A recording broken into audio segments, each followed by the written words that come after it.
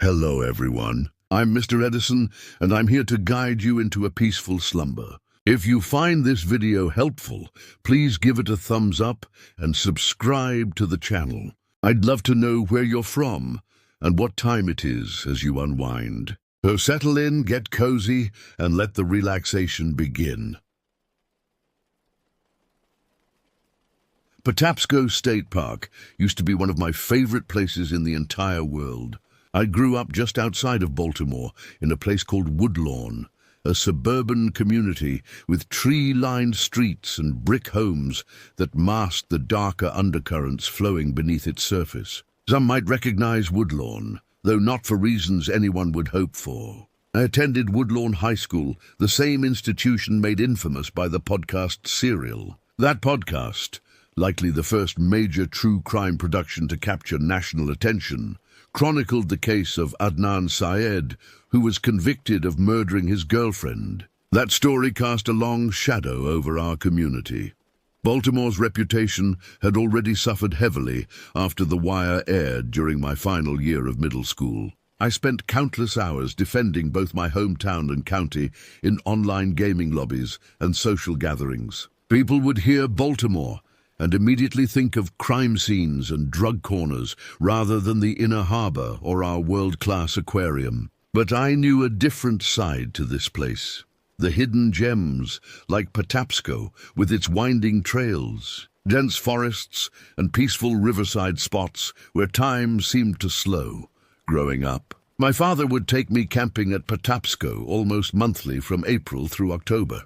We'd pack our gear on Friday afternoons and spend weekends hiking, fishing, and telling stories around the campfire. Those memories formed the foundation of my identity.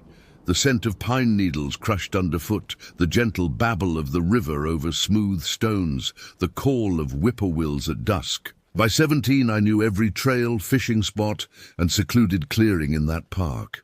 After my father passed away in 2011 from a sudden heart attack, Patapsco became my sanctuary. When grief threatened to pull me under, I'd drive out there alone and hike until exhaustion overtook the pain. The familiar paths felt like conversations with him, each bend in the trail a memory we'd shared.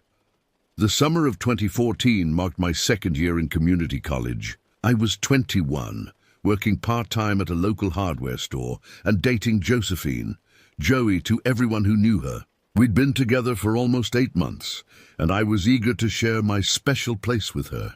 Joey had moved to Maryland from Michigan just a year earlier and hadn't explored much beyond Baltimore City and the local malls. She was artistic, always carrying her camera to capture moments others might miss, the pattern of light through leaves, the geometric precision of spider webs glistening with morning dew.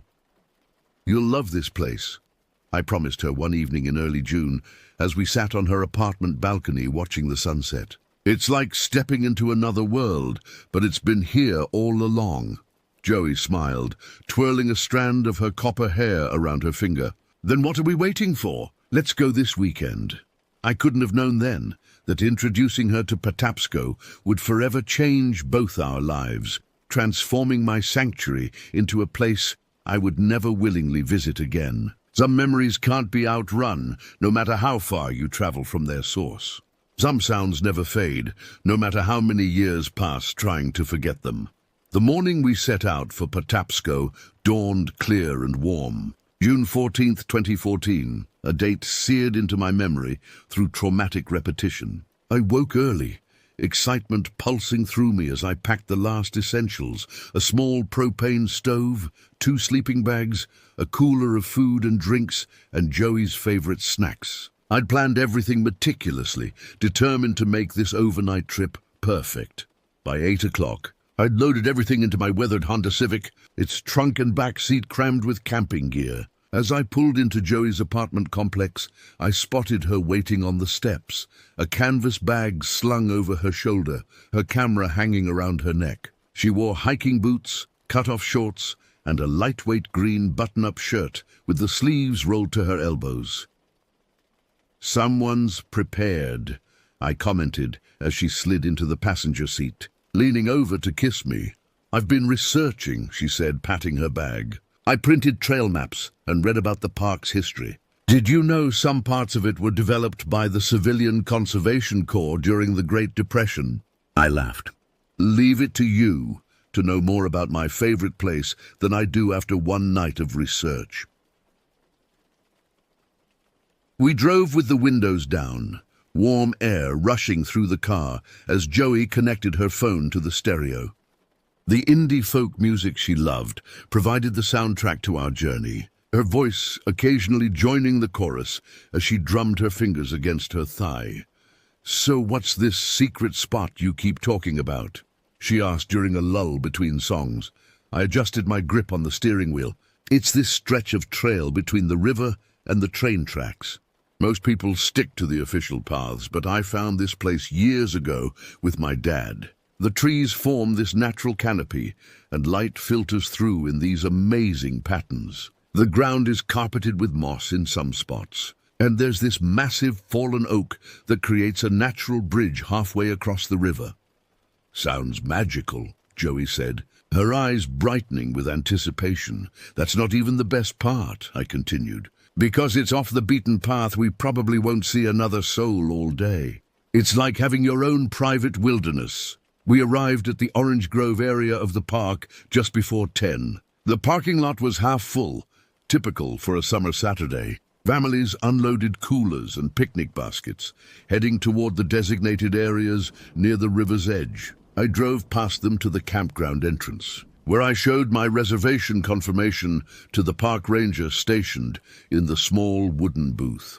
"Site 37, he said, handing me a map with our location circled. "Follow the loop road all the way around. You'll see the marker. Remember, quiet hours start at 10 p.m. We thanked him and proceeded slowly along the gravel road that wound through the campground. Site 37 was one of the more secluded spots, nestled against a rise in the terrain with thick woods behind it and no immediate neighbors. I had reserved it specifically for that privacy. "This is perfect," Joey said as we parked and began unloading our gear. Setting up camp was quick work with 2 people. We pitched the tent, arranged the sleeping bags inside, organized the cooking gear on the wooden picnic table, and secured our food in the metal storage box provided to deter wildlife. By 11:30, we were ready for our hike.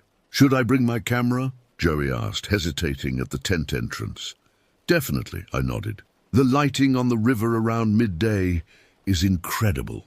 If I had known what that camera would capture, what images would haunt us both in the months and years to come, I would have told her to leave it behind. Some moments aren't meant to be preserved. Some memories fight harder to be forgotten when they've been frozen in pixels." We left our campsite around noon, following the main trail for about half a mile before I led Joey toward a barely visible break in the underbrush. The unofficial path descended steeply toward the river, requiring us to grab onto saplings and exposed roots for balance.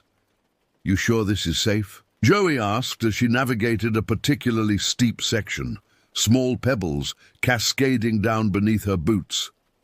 "I've done it 100 times, I assured her, reaching back to offer my hand. "It gets easier once we're closer to the water." The air grew noticeably cooler as we reached the bottom of the ravine where the Patapsco River flowed. Sunlight penetrated the dense canopy in scattered beams, creating spotlight effects on the forest floor. Joey immediately began photographing. The patterns of light, the texture of tree bark, the current swirling around partially submerged rocks. "Look," I pointed toward the opposite bank, where a great blue heron stood motionless, watching the water for fish. Joey slowly raised her camera, capturing the bird's elegant silhouette before it sensed our presence and took flight. Wings spreading majestically against the backdrop of green. "This is even better than you described," she whispered, as if normal volume might somehow break the spell of the place. We continued walking alongside the river, staying on the narrow strip of land between the water and the steep embankment that led up to the train tracks above. The path required single-file travel in most spots, with Joey following closely behind me. The only sounds were our footsteps on the soft earth, the steady flow of the river, and occasional birdsong from the canopy overhead.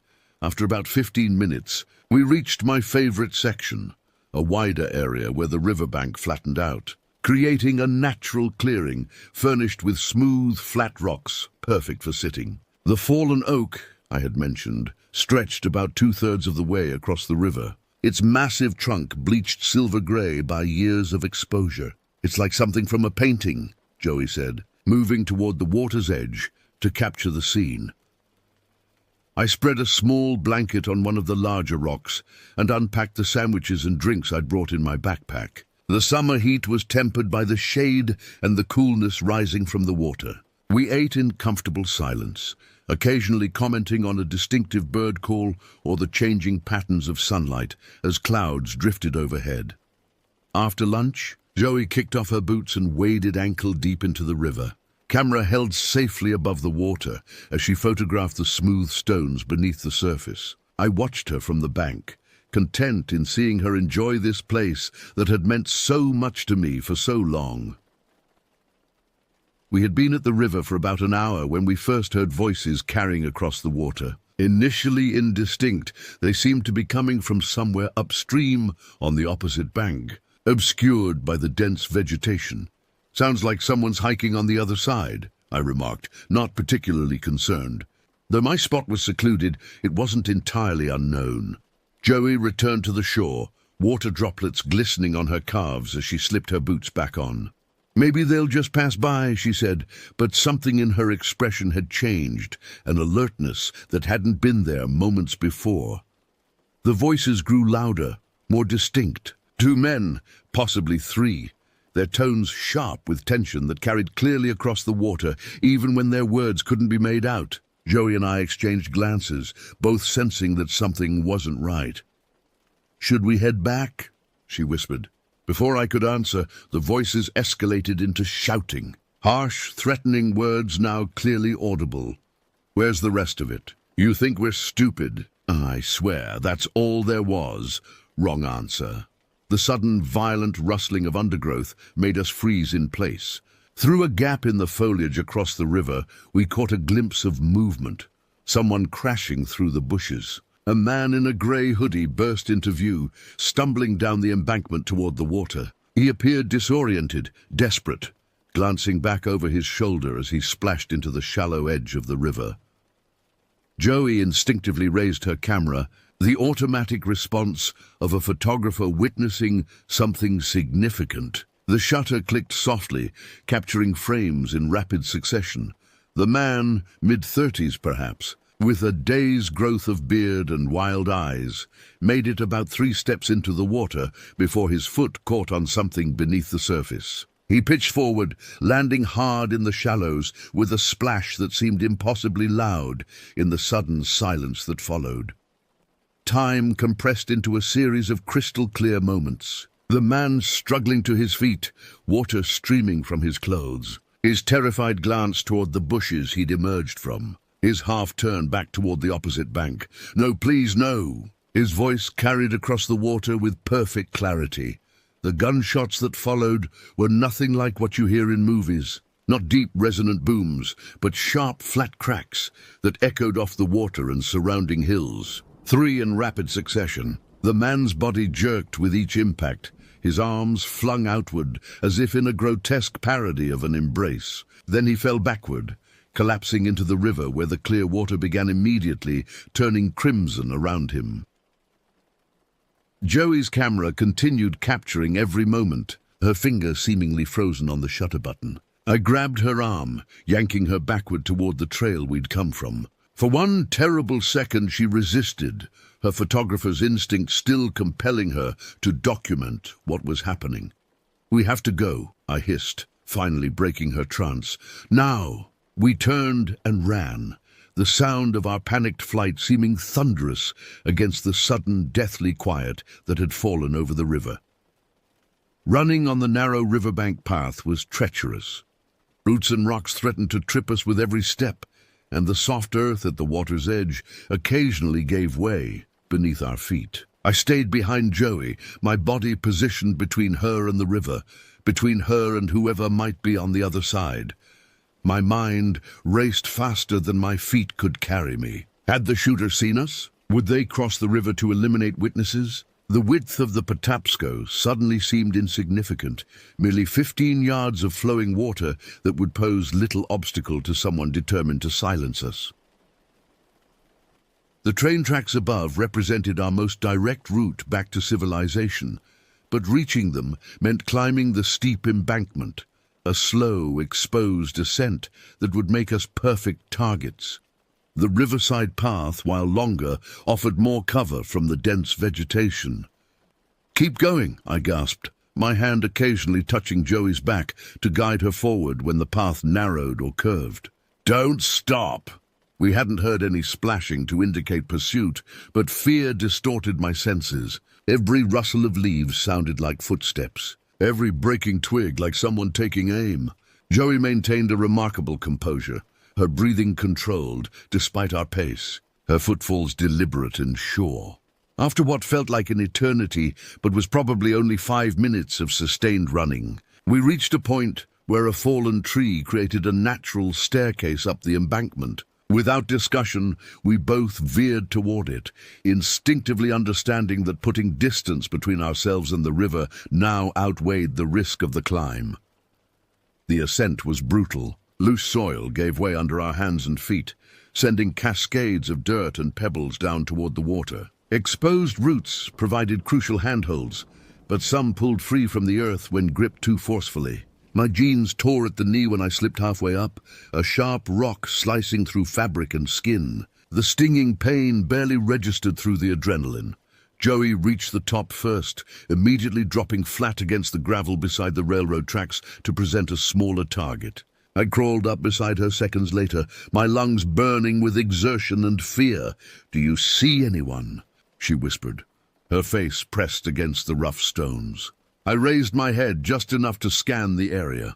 The tracks stretched in both directions like parallel silver ribbons, empty and silent. Beyond them, the main park trail was visible through the trees, with occasional flashes of color indicating hikers going about their day. Blissfully unaware of what had transpired by the river. "No one," I confirmed.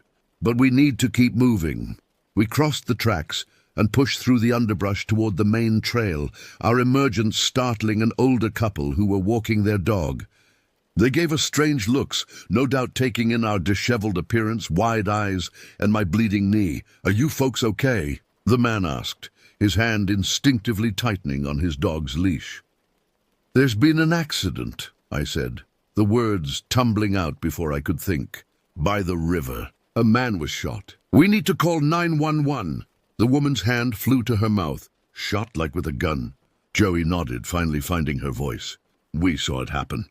He was running from someone, and they shot him when he was in the water." The man immediately pulled out his cell phone, but shook his head after checking the screen. "No service. But there's a ranger station about a quarter-mile up this trail." We thanked them and continued at a fast walk, now aware that running would only draw more attention. Joey gripped my hand so tightly her knuckles whitened, her camera bouncing against her chest with each step. I noticed she was shaking, fine tremors running through her body despite the warm day. The ranger station was a small wooden structure with a green metal roof and the Maryland Park Service logo displayed prominently on the door. Inside, a uniformed ranger looked up from her desk, her expression quickly shifting from welcome to concern as she took in our appearance. "What happened?" she asked, already reaching for her radio. "We were hiking by the river," I began, suddenly finding it difficult to form coherent sentences. "Between the water and the train tracks. There were men on the other side. They were arguing. One tried to run away and the others shot him." "Shot him!" The ranger was fully alert now. "You witnessed this?" Joey nodded, her voice steadier than mine. 3 shots. He fell into the river. The water around him turned red. The ranger immediately called in the incident on her radio, speaking in terse, efficient code that I couldn't entirely follow. She then instructed us to sit on the bench against the wall while she called the police.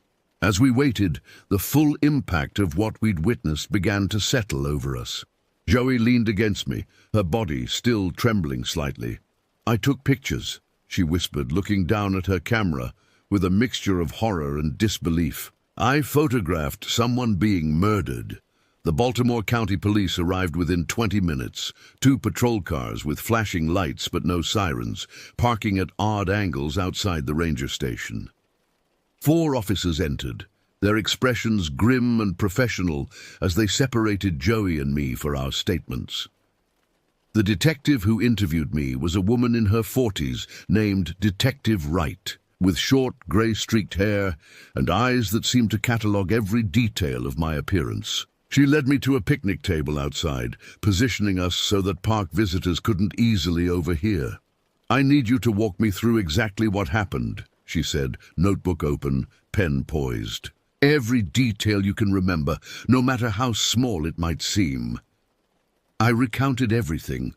Our arrival at the park, the hike to the secluded spot, the voices we heard, the man bursting through the undergrowth, the shots that followed. Detective Wright wrote rapidly, occasionally stopping me to clarify specific points, the exact time, descriptions of anyone I glimpsed besides the victim, the precise location.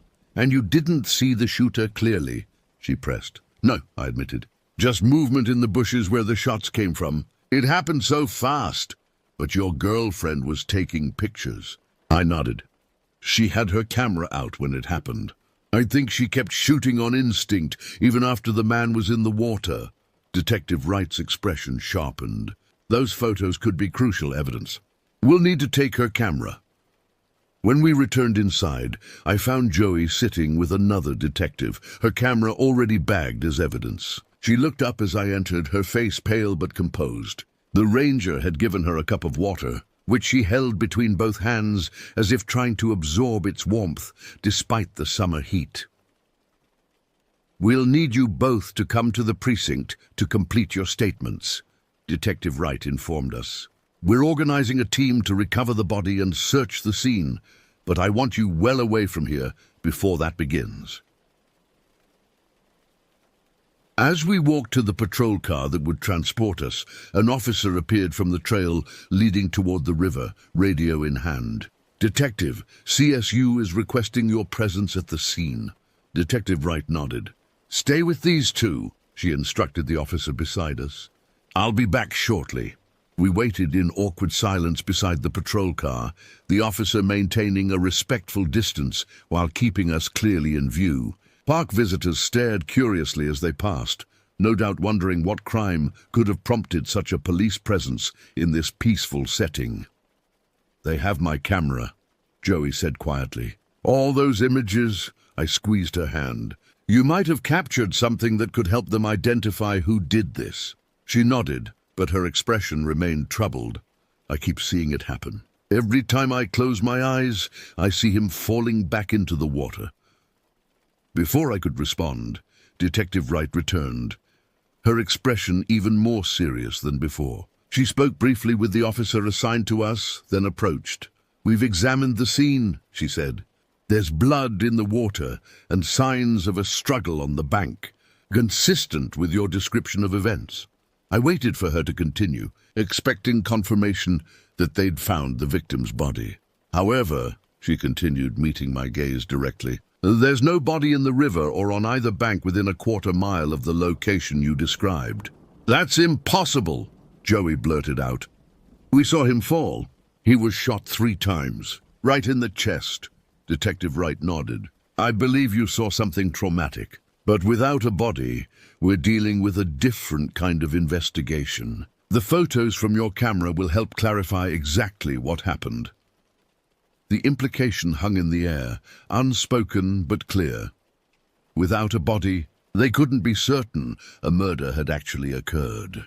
The drive to the precinct passed in stunned silence. Joey stared out the window, her reflection in the glass showing eyes wide with confusion and lingering fear. I replayed the scene in my mind, questioning my own perception. Had the man somehow survived? Had accomplices retrieved his body while we fled? Or worse, had the shooters discovered that there were witnesses and removed the evidence of their crime? The Baltimore County Police Headquarters was a sprawling brick complex surrounded by carefully maintained landscaping that seemed at odds with the grim business conducted inside. We were escorted to separate interview rooms where our formal statements were taken, recorded, and transcribed. The process took hours, with different officers returning to clarify points or press for additional details.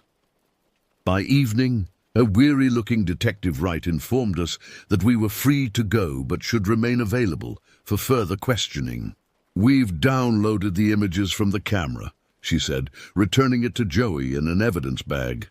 "You'll find they're still on your memory card, but please don't share them with anyone, including media. This is an active investigation." "Did you find anything?" I asked. "In the pictures, I mean." Detective Wright hesitated, her professional demeanor briefly giving way to something that looked like genuine puzzlement. "The images show exactly what you described, a man in the river, apparent gunshots, but still no body, despite an extensive search." She handed me her card. "Call me directly if you remember anything else, or if anyone contacts you about what you witnessed." Joey's parents arrived to drive us home, having been called when the police realized how shaken we both were. Our camping gear would remain at Patapsco until we could arrange to retrieve it, something neither of us was eager to do. As we left the precinct, the evening news was just beginning on the lobby television. The top story: police investigating possible shooting at Patapsco State Park. No victims identified at this time. No victims. As if what we had seen had never happened at all. The weeks following what we came to call the incident passed in a surreal haze. Joey and I spoke daily, our conversations inevitably circling back to what we had witnessed and the strange absence of a body or any news reports about an identified victim. Detective Wright called twice during the first week. Once to inform us that they had recovered bullet casings from the opposite bank of the river, confirming that shots had indeed been fired, and again to ask if we had remembered any additional details that might help identify the victim or shooters. "It's as if he never existed," Joey said during one of our late-night phone calls, her voice hollow with exhaustion. She hadn't been sleeping well, neither of us had. How can someone be shot in broad daylight and just disappear? I had no answers, only theories that grew increasingly darker. Perhaps the man had been involved in something so dangerous that even the authorities were hesitant to pursue it fully. Perhaps the body had been found downstream but was being kept quiet for investigative reasons. Or perhaps, most disturbingly, whoever had fired those shots possessed enough influence to make both evidence and investigations disappear. Sleep became my enemy. When exhaustion finally pulled me under, the scene by the river replayed with horrific clarity. Only in my dreams, the shooter sometimes turned toward us after the man fell, raising the gun in our direction. I would wake gasping, sheets twisted around my legs, the sound of phantom gunshots still echoing in my ears. Joey admitted to similar nightmares, with an additional disturbing element. "In my dreams, I look at the camera screen afterward," she told me, voice barely above a whisper.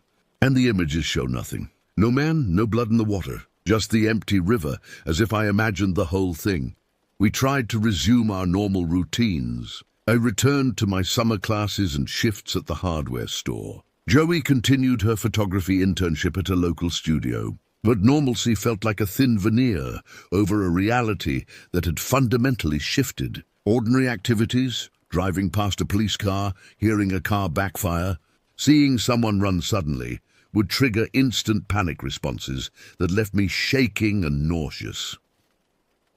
2 weeks after the incident, Joey received an official police letter informing her that she could delete the photos from her camera if she wished, as they had been securely stored as evidence. She called me immediately. "I can't bring myself to look at them," she said. "But I can't delete them either. It feels like erasing the truth somehow." "I'll come over," I offered. "We can decide together." Joey's apartment was a small studio near the community college, decorated with her photographs and vintage movie posters. When I arrived, she had already connected her camera to her laptop, but hadn't opened the files. "I've been sitting here for an hour," she admitted, "just staring at the folder icon." We sat side by side on her futon, the laptop balanced between us. With a deep breath, she clicked open the folder containing the images from that day. The first several dozen photos were exactly what I expected. Beautiful shots of the park, the river, wildlife, and a few of me setting up our campsite. Then came the images from the river. Joey sorting through them methodically, her photographer's eye assessing each frame despite the subject matter. "There," she said suddenly, stopping on an image that showed the man in mid-fall after the first shot. The quality was remarkable, every detail crystal clear despite the distance. The man's expression of shock and pain, the small dark spots on his grey hoodie where bullets had penetrated, the spray of water around him as he fell backward. "Go forward," I said, my mouth dry. The next several frames showed his body hitting the water, the impact sending ripples across the river's surface. Then most disturbingly, the spreading stain of red as blood clouded the water around him. "These prove we didn't imagine it," Joey said, her voice tight. "He was real. He was shot. He was bleeding in the river. Why can't they find him?" I asked, the question that had haunted us both for weeks. Joey continued scrolling through the images, her movements mechanical now. The final shots taken as we fled were blurred with motion, but still showed the river, and something I hadn't noticed in the moment. "Wait," I said. "Go back one." She clicked to the previous image.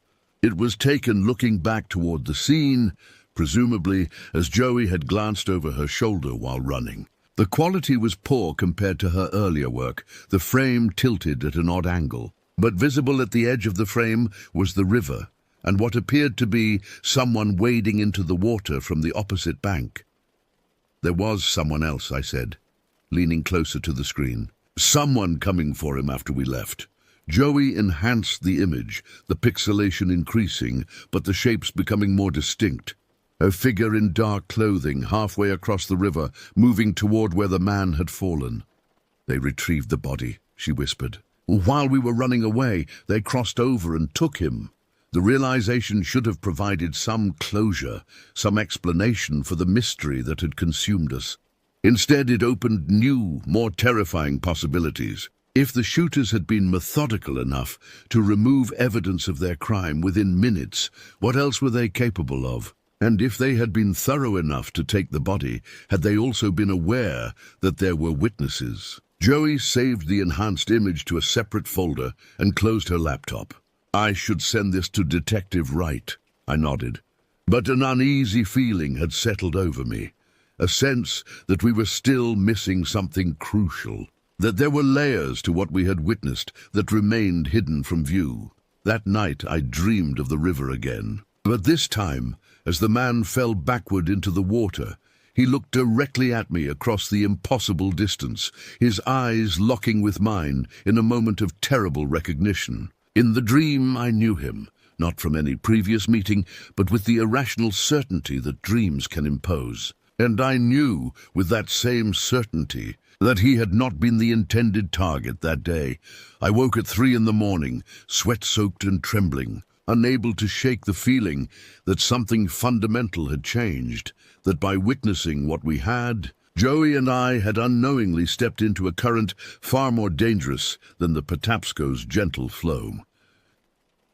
July faded into August, and the formal investigation into what we had witnessed seemed to stall. Detective Wright stopped calling, and my attempts to reach her were met with brief, professional responses that revealed little. The case remained open. They were pursuing leads. We would be contacted if any significant developments occurred. The lack of resolution gnawed at me. I found myself obsessively checking local news sites for any mention of missing persons or unidentified bodies discovered in the Baltimore area. Joey did the same, her internship supervisor noticing her distraction and decreased productivity. He asked if I was having personal problems, she told me over coffee at a small shop near her apartment. I didn't know whether to laugh or scream. How do you explain to someone that you can't focus on wedding photography because you keep seeing a man being murdered every time you look through a viewfinder? We had both changed in subtle but significant ways. Joey had stopped carrying her camera everywhere. The hobby that had once defined her now tainted by association. I found myself avoiding wooded areas entirely, making excuses when friends suggested hikes or outdoor activities. The ranger station had returned our camping gear, but it remained untouched in my closet, a physical reminder of a day I desperately wanted to forget. In late August, about 10 weeks after the incident, I received a text from Detective Wright asking me to call her at my earliest convenience. My heart raced as I dialed her number, hoping for closure, but dreading what information might provide it. "We've identified the individual you witnessed at the river," she said, without preamble when she answered. I sank onto my bed, knees suddenly weak. Who was he? His name was Vincent Morris, 37 years old, resident of Ellicott City. He was reported missing by his employer when he failed to show up for work on June 16th, 2 days after the incident you witnessed. "You found his body?" I asked, already knowing the answer from her use of past tense. "No," she admitted. "But based on your testimony, the photographs, and our investigation into Morris's background and associates, we're proceeding on the assumption that he is deceased." What was he involved in? The question had haunted me for weeks. What could make someone a target for such a public execution? Detective Wright paused, and I could almost hear her weighing how much to reveal. Morris worked as an accountant for several local businesses. "We believe he may have discovered financial irregularities connected to one of his clients, a client with significant ties to organized crime in the Baltimore area." The clinical phrasing did little to mask the implication. We had witnessed a mob hit, the elimination of someone who knew too much. Are the people who did this still out there? I asked, the question that had kept me checking the locks on my doors and windows each night. "We have persons of interest," she replied carefully. "But without a body, building a case is challenging." That's actually why I'm calling. "We'd like you and Josephine to come in tomorrow to review some photographs. See if you can identify anyone you might have glimpsed that day." I agreed, then immediately called Joey to relay the information. She was silent for so long after I finished that I checked to make sure the call hadn't dropped. "They want us to identify potential murderers," she finally said, her voice flat. "People connected to organized crime in Baltimore."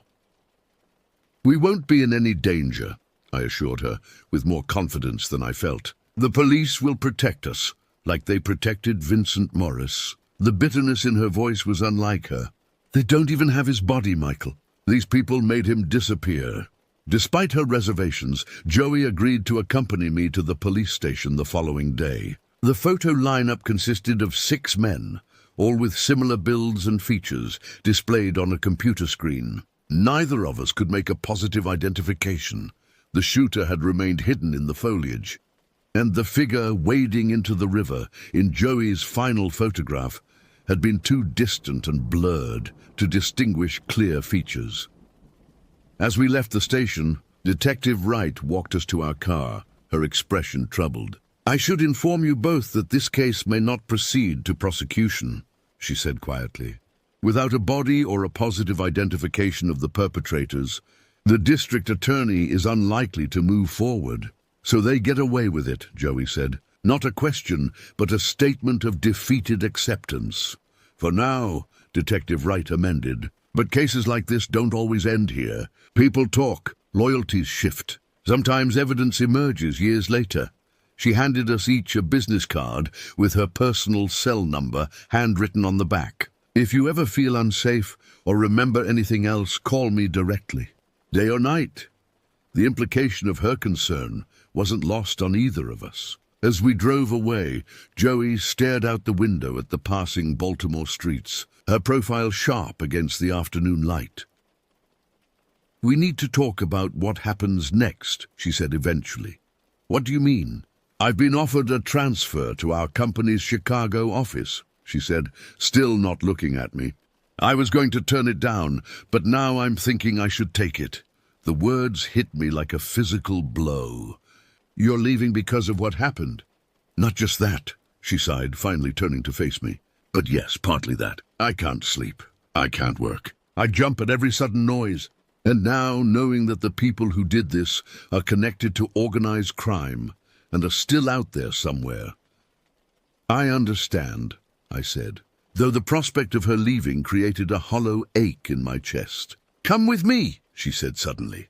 "Apply for a transfer to a college in Chicago. We could start fresh somewhere new, somewhere without these memories." For a moment, I allowed myself to imagine it, a new city, new surroundings, distance from the shadow that had fallen over us that June day. But something held me back, some sense that running away wouldn't erase what we had seen, only relocate the nightmares to a different setting. "I need to think about it," I told her, reaching for her hand across the center console. "It's a big decision." She nodded, but I could see in her eyes that she had already made hers. 2 weeks later, I helped Joey pack her belongings into a U-Haul trailer attached to her car. We promised to stay in touch, to visit, to make the long-distance relationship work. But as I watched her drive away, I felt a finality to our parting that transcended the physical distance about to separate us. That night, alone in my apartment, I dreamed of the river again. But this time, as Vincent Morris fell backward into the water, his eyes met mine with perfect clarity across the distance. And in that moment before the river claimed him, his lips formed words I couldn't hear but somehow understood. "They know you saw." I woke up drenched in sweat, the certainty of the dream message lingering, even as rational thought returned. It was just a nightmare, I told myself. Just my subconscious processing fear and loss. But when I checked my phone, I found a text from an unknown number sent at 2:14 a.m., containing only a photograph, a grainy image of Joey and me, sitting on the rocks by the river that day. Clearly taken from the opposite bank. We had been watched before we ever saw them. And now they were watching still. I left Baltimore 3 days after receiving that photograph, driving through the night toward Chicago with nothing but essential belongings hastily packed into my Honda. I didn't tell anyone where I was going. Not my mother, not my classmates, not even Detective Wright. The only person who knew was Joey, who had immediately offered her couch until I could find a place of my own. The 12-hour drive gave me ample time to second-guess my decision. Was I overreacting to what might have been a cruel prank? Or was I not reacting strongly enough to what was clearly a threat? The rational part of my mind argued that if whoever sent that photo meant me harm, they had already had plenty of opportunities. The part of me that had watched a man die in the Patapsco River countered that perhaps they were simply biding their time, establishing a pattern of fear before acting. Joey met me at her new apartment in Rogers Park, a neighborhood on Chicago's far north side. She looked different somehow, her hair shorter, her movements more contained, as if she had condensed herself into a smaller target. "Have you received any strange messages?" I asked after bringing in the last of my bags. She shook her head. "Nothing. But I changed my number when I moved, and I'm not on social media anymore." I showed her the photograph I'd received. She stared at it for a long moment, her face paling slightly. "We need to tell Detective Wright," she said. "I will," I promised, "once I'm settled here."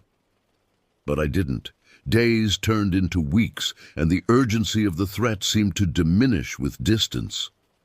Joey and I fell into a comfortable routine, both attending our respective schools, both gradually relaxing into the anonymity that a city of nearly 3 million people provided. By October, I'd found a small studio apartment of my own, just a few blocks from Joey's place. Our relationship, which had faltered under the weight of shared trauma, began to rebuild itself in this new context. We explored Chicago together on weekends, discovering favorite restaurants and lakefront paths that bore no resemblance to the wooded trails we now both instinctively avoided. For a time, it seemed we might actually outrun the shadow of what we had witnessed. The nightmares came less frequently. The hypervigilance that had characterized our final weeks in Maryland gradually subsided. We rarely spoke of Vincent Morris or the Patapsco River, as if by mutual unspoken agreement. Then, on a crisp November morning, Joey called me in a state of barely controlled panic. "Turn on the news," she said without greeting. "Channel 7. I fumbled for the remote, switching on the small television I'd purchased second-hand. The morning news was in progress, the anchor's serious expression accompanying a story about an ongoing investigation. Body discovered yesterday in Leakin Park has been identified as Detective Catherine Wright of the Baltimore County Police Department. Wright, a 15-year veteran of the force, was reported missing 3 days ago when she failed to report for duty. Authorities are treating her death as a homicide and are asking anyone with information to contact the FBI tip line displayed on your screen." The remote slipped from my hand, clattering to the floor as the anchor continued with details I could barely process. Detective Wright, the woman who had taken our statements, who had walked us through the investigation, who had given us her personal number in case we ever felt unsafe, was dead. "It could be unrelated," Joey said when I called her back, but neither of us believed it. That evening we sat in my sparse apartment, the television muted, but still broadcasting occasional updates about the investigation into Detective Wright's murder. Neither of us had been able to focus on classes or work. The shock of the news, compounded by guilt that we had left Baltimore without informing her of the threatening photograph. "What do we do now?" Joey asked, her voice small in the dimly lit room. The question hung between us, heavy with implications neither of us wanted to voice. If they could reach a police detective, what chance did 2 college students have? "We could go to the Chicago police," I suggested. "Tell them everything, show them the photograph." Joey shook her head slowly. "And tell them what exactly?" "That we witnessed a murder 5 months ago in another state. That we think it might be connected to a detective's death, but we have no proof. That we received one threatening photograph and ran away instead of reporting it." She was right, of course. Without concrete evidence connecting the incidents, we would sound paranoid at best, suspicious at worst. "Then we keep doing what we've been doing," I said finally. "We stay alert. We stay together when possible. We build new lives here and try to move forward." Joey nodded, but her expression remained troubled. "Do you ever wonder if we'll always be looking over our shoulders? If this will follow us no matter where we go or how much time passes?" I had no answer that wouldn't sound like a platitude or a lie. Instead, I moved to sit beside her on the worn couch, putting my arm around her shoulders. We stayed that way for a long time, watching the silent television where Detective Wright's professional photograph now appeared alongside the news anchor, her steady gaze seeming to look directly at us through the screen. That night, I dreamed of the Patapsco River again. But this time, I wasn't observing from across the water. I was standing in the river itself, the current tugging at my legs, the water cold enough to numb my skin. Vincent Morris stood before me, neither bleeding nor afraid, his expression almost peaceful. "Rivers have memories," he said, his voice somehow audible above the sound of flowing water. "They carry everything downstream, eventually." I woke with the certainty that the dream contained a message my conscious mind couldn't fully grasp. Something about the nature of time and trauma, about how events flow from one moment to the next, carrying us with them, regardless of our attempts to stand still or swim against the current. The following morning, I called the FBI tip line displayed in the news reports about Detective Wright. I didn't give my name, but I shared what we had witnessed at Patapsco State Park, our involvement in the subsequent investigation, and the threatening photograph I had received. The agent who took my information was professional and thorough, asking clarifying questions without judgment or skepticism. "We'll look into this connection," she assured me. "Is there a number where we can reach you if needed?" I hesitated, then gave her my new Chicago number. but I'd prefer to remain anonymous for now. Understood, she said. One more question.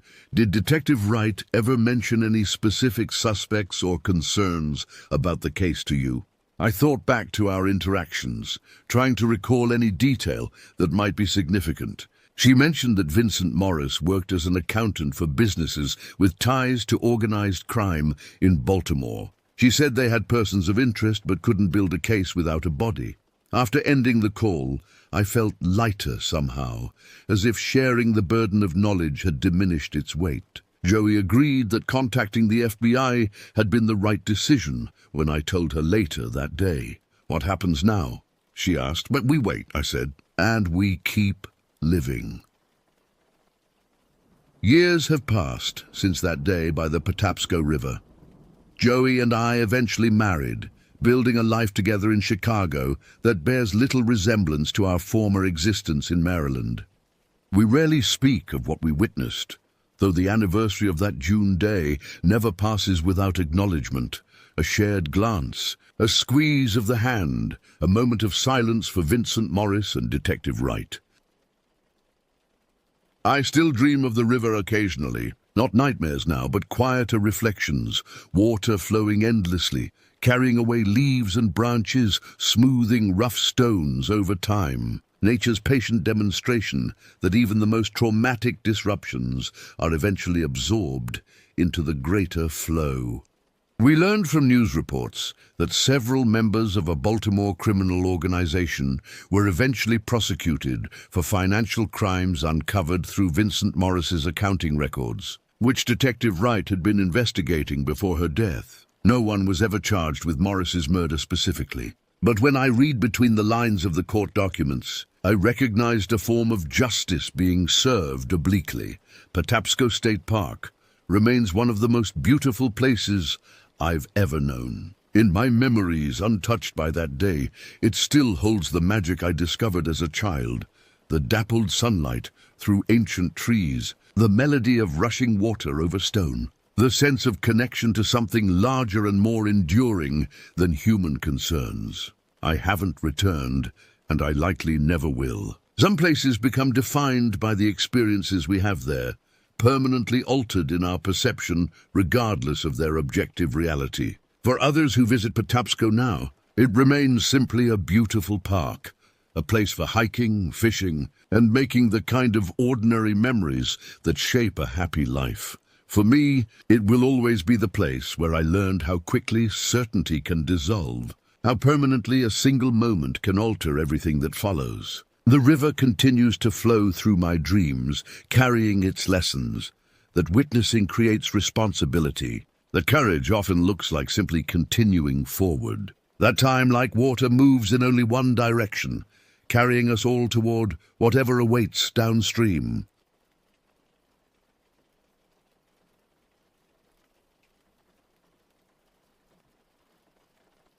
I can't believe this story is over 10 years old now. The memories from that spring weekend in 2015 remain vivid, like photographs permanently etched into my mind. I was 23 then, working my first serious job after college, desperately trying to balance a new relationship with the demands of adult life. Mia and I had been dating for just under 3 months. She was intelligent, reserved, with a quiet confidence that drew me to her immediately. We'd met at a mutual friend's dinner party, and despite our different personalities, I was impulsive and outgoing. She was thoughtful and measured. We connected instantly. The problem wasn't compatibility.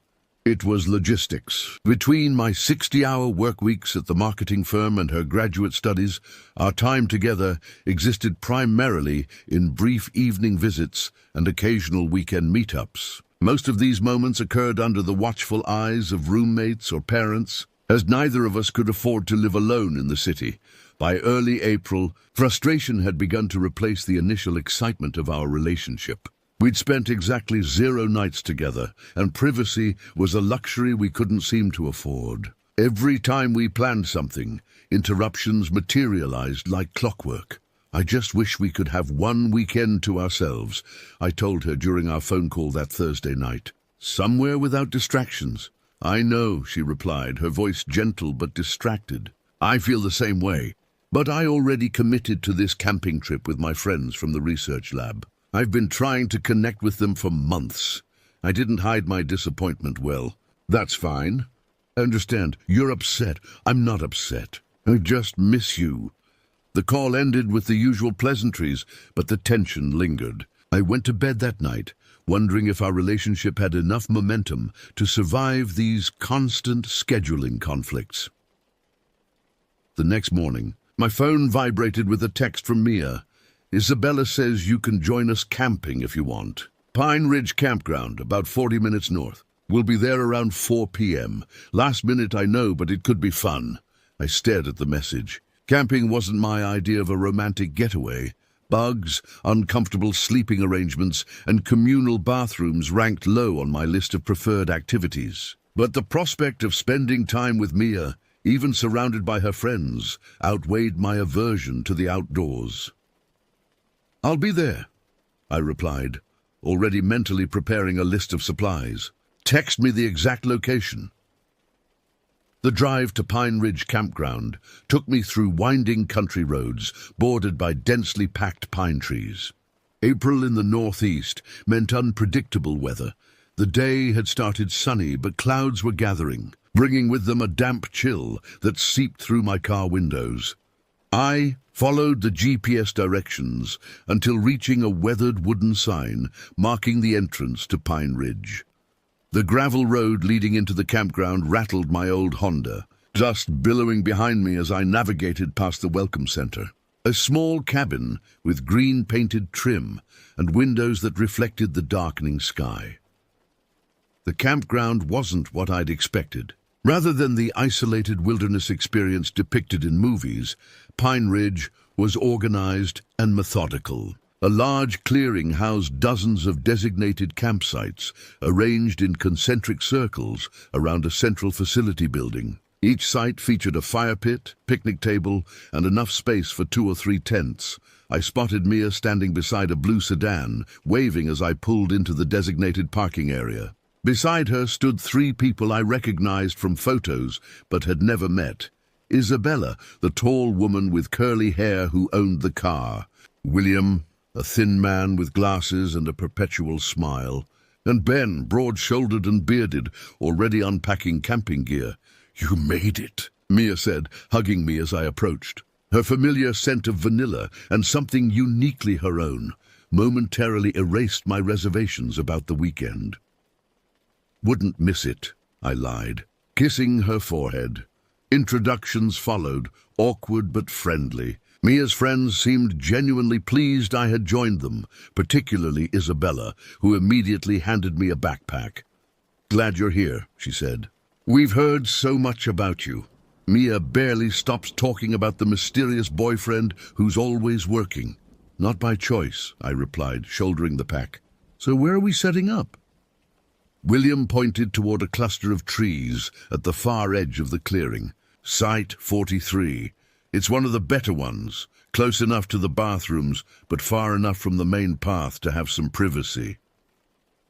That word, privacy, sent a knowing look between Mia and me. Perhaps this weekend wouldn't be a complete waste, after all.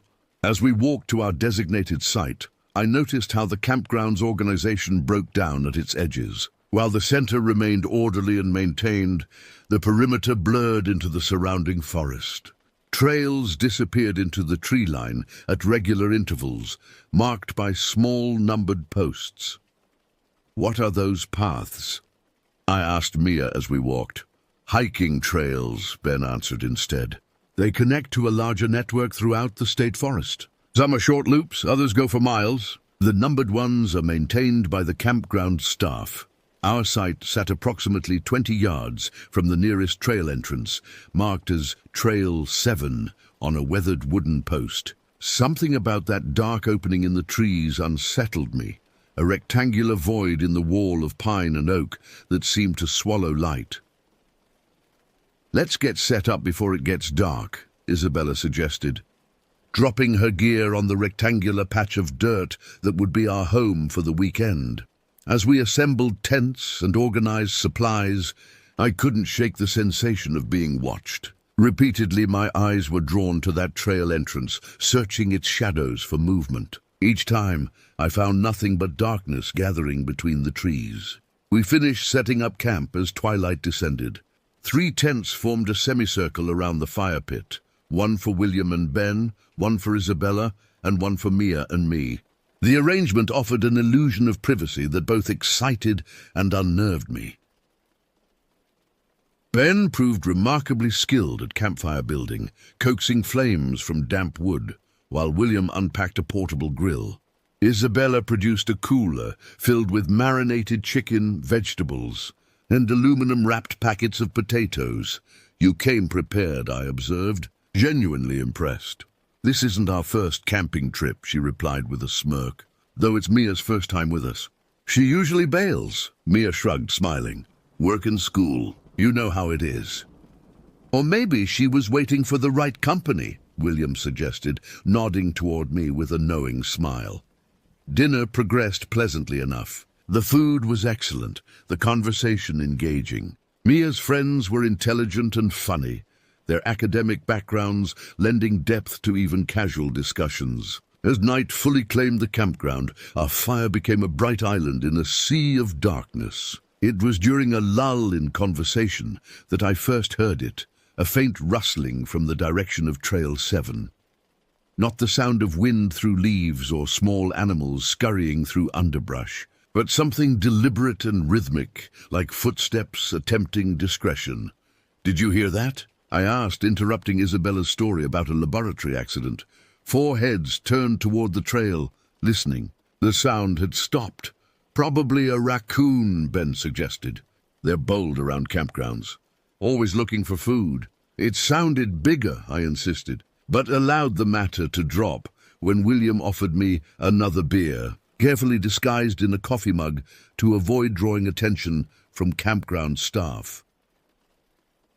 The night progressed with card games and stories. Alcohol loosened inhibitions, and laughter grew louder as darkness deepened. I found myself genuinely enjoying the company, almost forgetting my earlier unease, until I glanced toward the trail again.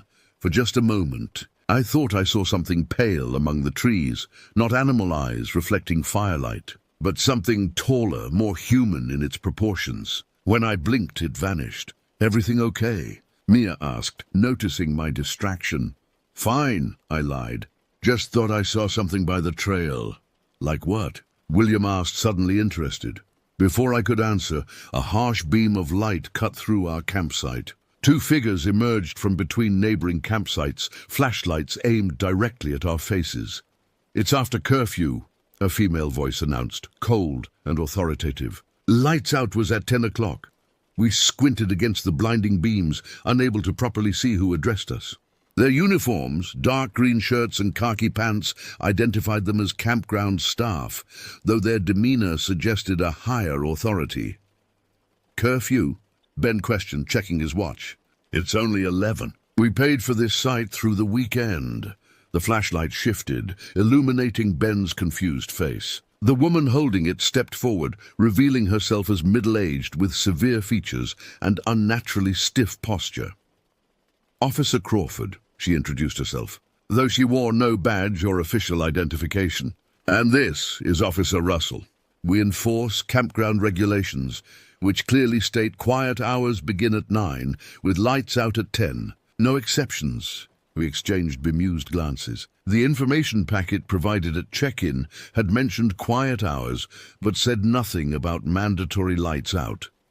We've got this all paid up through Sunday, William argued, his earlier good humor fading. Nobody said anything about bedtimes. Officer Russell, a tall man with a military-style crew cut, stepped forward. Regulations are posted at the Welcome Center. Ignorance doesn't exempt you from compliance.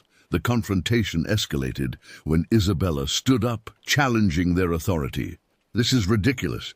We're adults on vacation, not children at summer camp. Crawford's response was immediate and disproportionate. She stepped directly into Isabella's personal space, flashlight beam targeted at her eyes. "This is your only warning," she said, voice dropping dangerously low. "Extinguish that fire, return to your tents, and remain there until morning. Further disruptions will result in immediate expulsion from Pine Ridge, without refund. Do I make myself clear?" The threat of financial loss, combined with our compromised state from alcohol consumption, forced compliance. Reluctantly, Ben doused the fire while the rest of us gathered our belongings. "This is insane," Mia whispered as we retreated to our tent. "I've never heard of a campground with enforced bedtimes." "Something's off about this place," I agreed, glancing once more toward Trail 7. In the darkness, without our fire, the trail's entrance appeared as an absolute void, blacker than the surrounding night. Inside our tent, we listened as the officers made their rounds, berating other campers with similar threats. Their voices eventually faded, leaving an unnatural silence, broken only by distant coughs and whispers from neighboring sites. "We could still hang out in Isabella's tent," Mia suggested, after several minutes had passed. "Play cards quietly." Before I could respond, a beam of light swept over our tent, accompanied by the sound of someone, presumably Crawford or Russell, walking deliberately slowly past our sight. "I don't think that's a good idea," I whispered, pulling Mia closer. "Those people seem serious about their rules." She nodded against my shoulder, disappointment evident. "This isn't exactly the weekend I imagined." "At least we're together," I offered, although the cramped tent and constant surveillance hardly constituted the private time we'd been craving. We lay in silence, listening to the sounds of the campground settling into enforced slumber. Despite the early hour, exhaustion from the day's activities began to claim me. My eyelids grew heavy, consciousness fading, until Mia's voice jolted me awake. "I have an idea," she whispered, her breath warm against my ear. "The trails! What about them?" "The officers are watching the campground, but they can't patrol all the trails at once. We could sneak out, go for a walk, have some real privacy." My immediate instinct was refusal. The trails, particularly in complete darkness, represented unknown dangers. Uneven terrain, nocturnal wildlife, or worse. Yet the alternative, remaining prisoner in our tent, seemed equally unappealing. "I don't know," I hesitated. "Those trails didn't look particularly safe, even in daylight." Mia's hand found mine in the darkness. "Just a short walk. Trail 7 makes a loop, according to the map. Half a mile at most." Her fingers traced patterns on my palm, persuasive in ways words couldn't match. Despite my misgivings, desire overtook caution. "Okay," I conceded. "But we bring flashlights, stay on the marked path, and turn back at the first sign of trouble." Her kiss convinced me I'd made the right decision, though a persistent voice in the back of my mind disagreed vehemently. We waited until midnight, monitoring the rhythmic sweeps of flashlights as Crawford and Russell continued their rounds. The campground had fallen silent, except for occasional snores and the rustle of sleeping bags from nearby tents. "Now," Mia whispered, when the officers' lights disappeared toward the opposite side of the clearing. We slipped from our tent with practiced stealth, having prepared our exit strategy in advance, shoes already on, jackets within easy reach, small flashlights gripped tightly. The night air hit my face with unexpected chill, carrying scents of pine, damp earth, and something less definable, a metallic tang that reminded me of blood. Crouching low, we moved toward Trail 7, using neighboring tents as cover. The entrance loomed before us, a rectangular absence of stars in the night sky, framed by sentinel pines whose needles swayed despite the lack of wind. "Are you sure about this?" I whispered, a final attempt at reason. Mia's response was to step into the darkness, tugging my hand to follow. Once beneath the canopy, visibility dropped to near zero. We kept our flashlights pointed downward, illuminating only enough path to avoid tripping while minimizing the chance of detection from the campground. The trail narrowed immediately, forcing us to walk single file. Pine needles cushioned our footsteps, creating an unnerving silence broken only by our breathing and the occasional distant crack of branches. "The loop should turn right up ahead," Mia whispered, consulting a mental map of the trail system she'd studied earlier. But as we progressed, the promised turn failed to materialize. Instead, the path stretched forward, descending gradually into thicker forest. The campground's ambient light disappeared completely, leaving us enveloped in darkness, so profound it seemed tangible. "We should go back," I suggested after 10 minutes of walking. "This doesn't feel right." "Just a little further," Mia insisted. "There's supposed to be a small clearing, perfect for stargazing." I relented against my better judgment. The darkness pressed closer with each step, branches reaching lower, brushing against our shoulders like unwelcome touches. The trail itself became less defined, edges blurring into surrounding underbrush. Then the path forked, an unmarked division not shown on any map. "Which way?" I asked, studying both options with my flashlight. The left path continued relatively straight, while the right curved sharply, disappearing behind a cluster of ancient pines. Both looked equally uninviting. "Left," Mia decided after brief consideration. "It seems more traveled." We proceeded cautiously, increasingly aware of sounds from the forest around us, rustling movements keeping pace with our progress, stopping when we stopped, advancing when we moved. I tried convincing myself it was merely our echoes or small animals disturbed by our presence. The path eventually widened into a small clearing, though not the one Mia had anticipated. Rather than an opening to the sky, this space felt enclosed, surrounded by trees that leaned inward, creating a natural chamber approximately 20 feet in diameter. "This isn't right," Mia admitted, voice tight with unease. "We should go back." I agreed, turning to retrace our steps, and froze. The path behind us had vanished, obscured by undergrowth that hadn't been there moments before. Or perhaps we'd simply failed to notice it in our forward focus. "Which way did we come from?" I asked, sweeping my flashlight across multiple, identical-appearing openings between trees. "I thought it was there," Mia pointed, but uncertainty colored her voice. Before we could decide, a sound cut through the clearing, a deliberate snap of a branch, followed by rustling movement approaching from our right. My flashlight beam captured nothing when directed toward the noise, but the sensation of being watched intensified unbearably. "Hello?" I called, immediately regretting breaking the silence.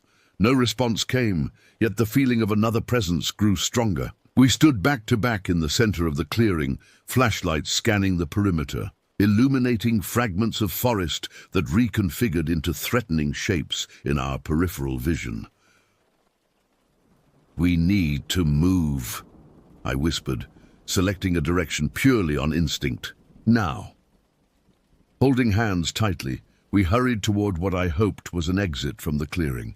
The path, if it could be called that, narrowed immediately, forcing us to duck under branches and push through undergrowth that scratched at exposed skin and caught in clothing. Behind us, something followed, not attempting stealth anymore, but moving with purpose, gaining ground with each passing second. The pursuit continued for several minutes that stretched like hours. Our flight through the forest became increasingly desperate, branches whipping faces and hands as we abandoned caution for speed. My lungs burned with exertion, each breath ragged and insufficient. Then, without warning, we emerged onto a wider, clearly marked path, a proper trail again, though not one we recognized. "Wait!" I gasped, pulling Mia to a stop. "Listen."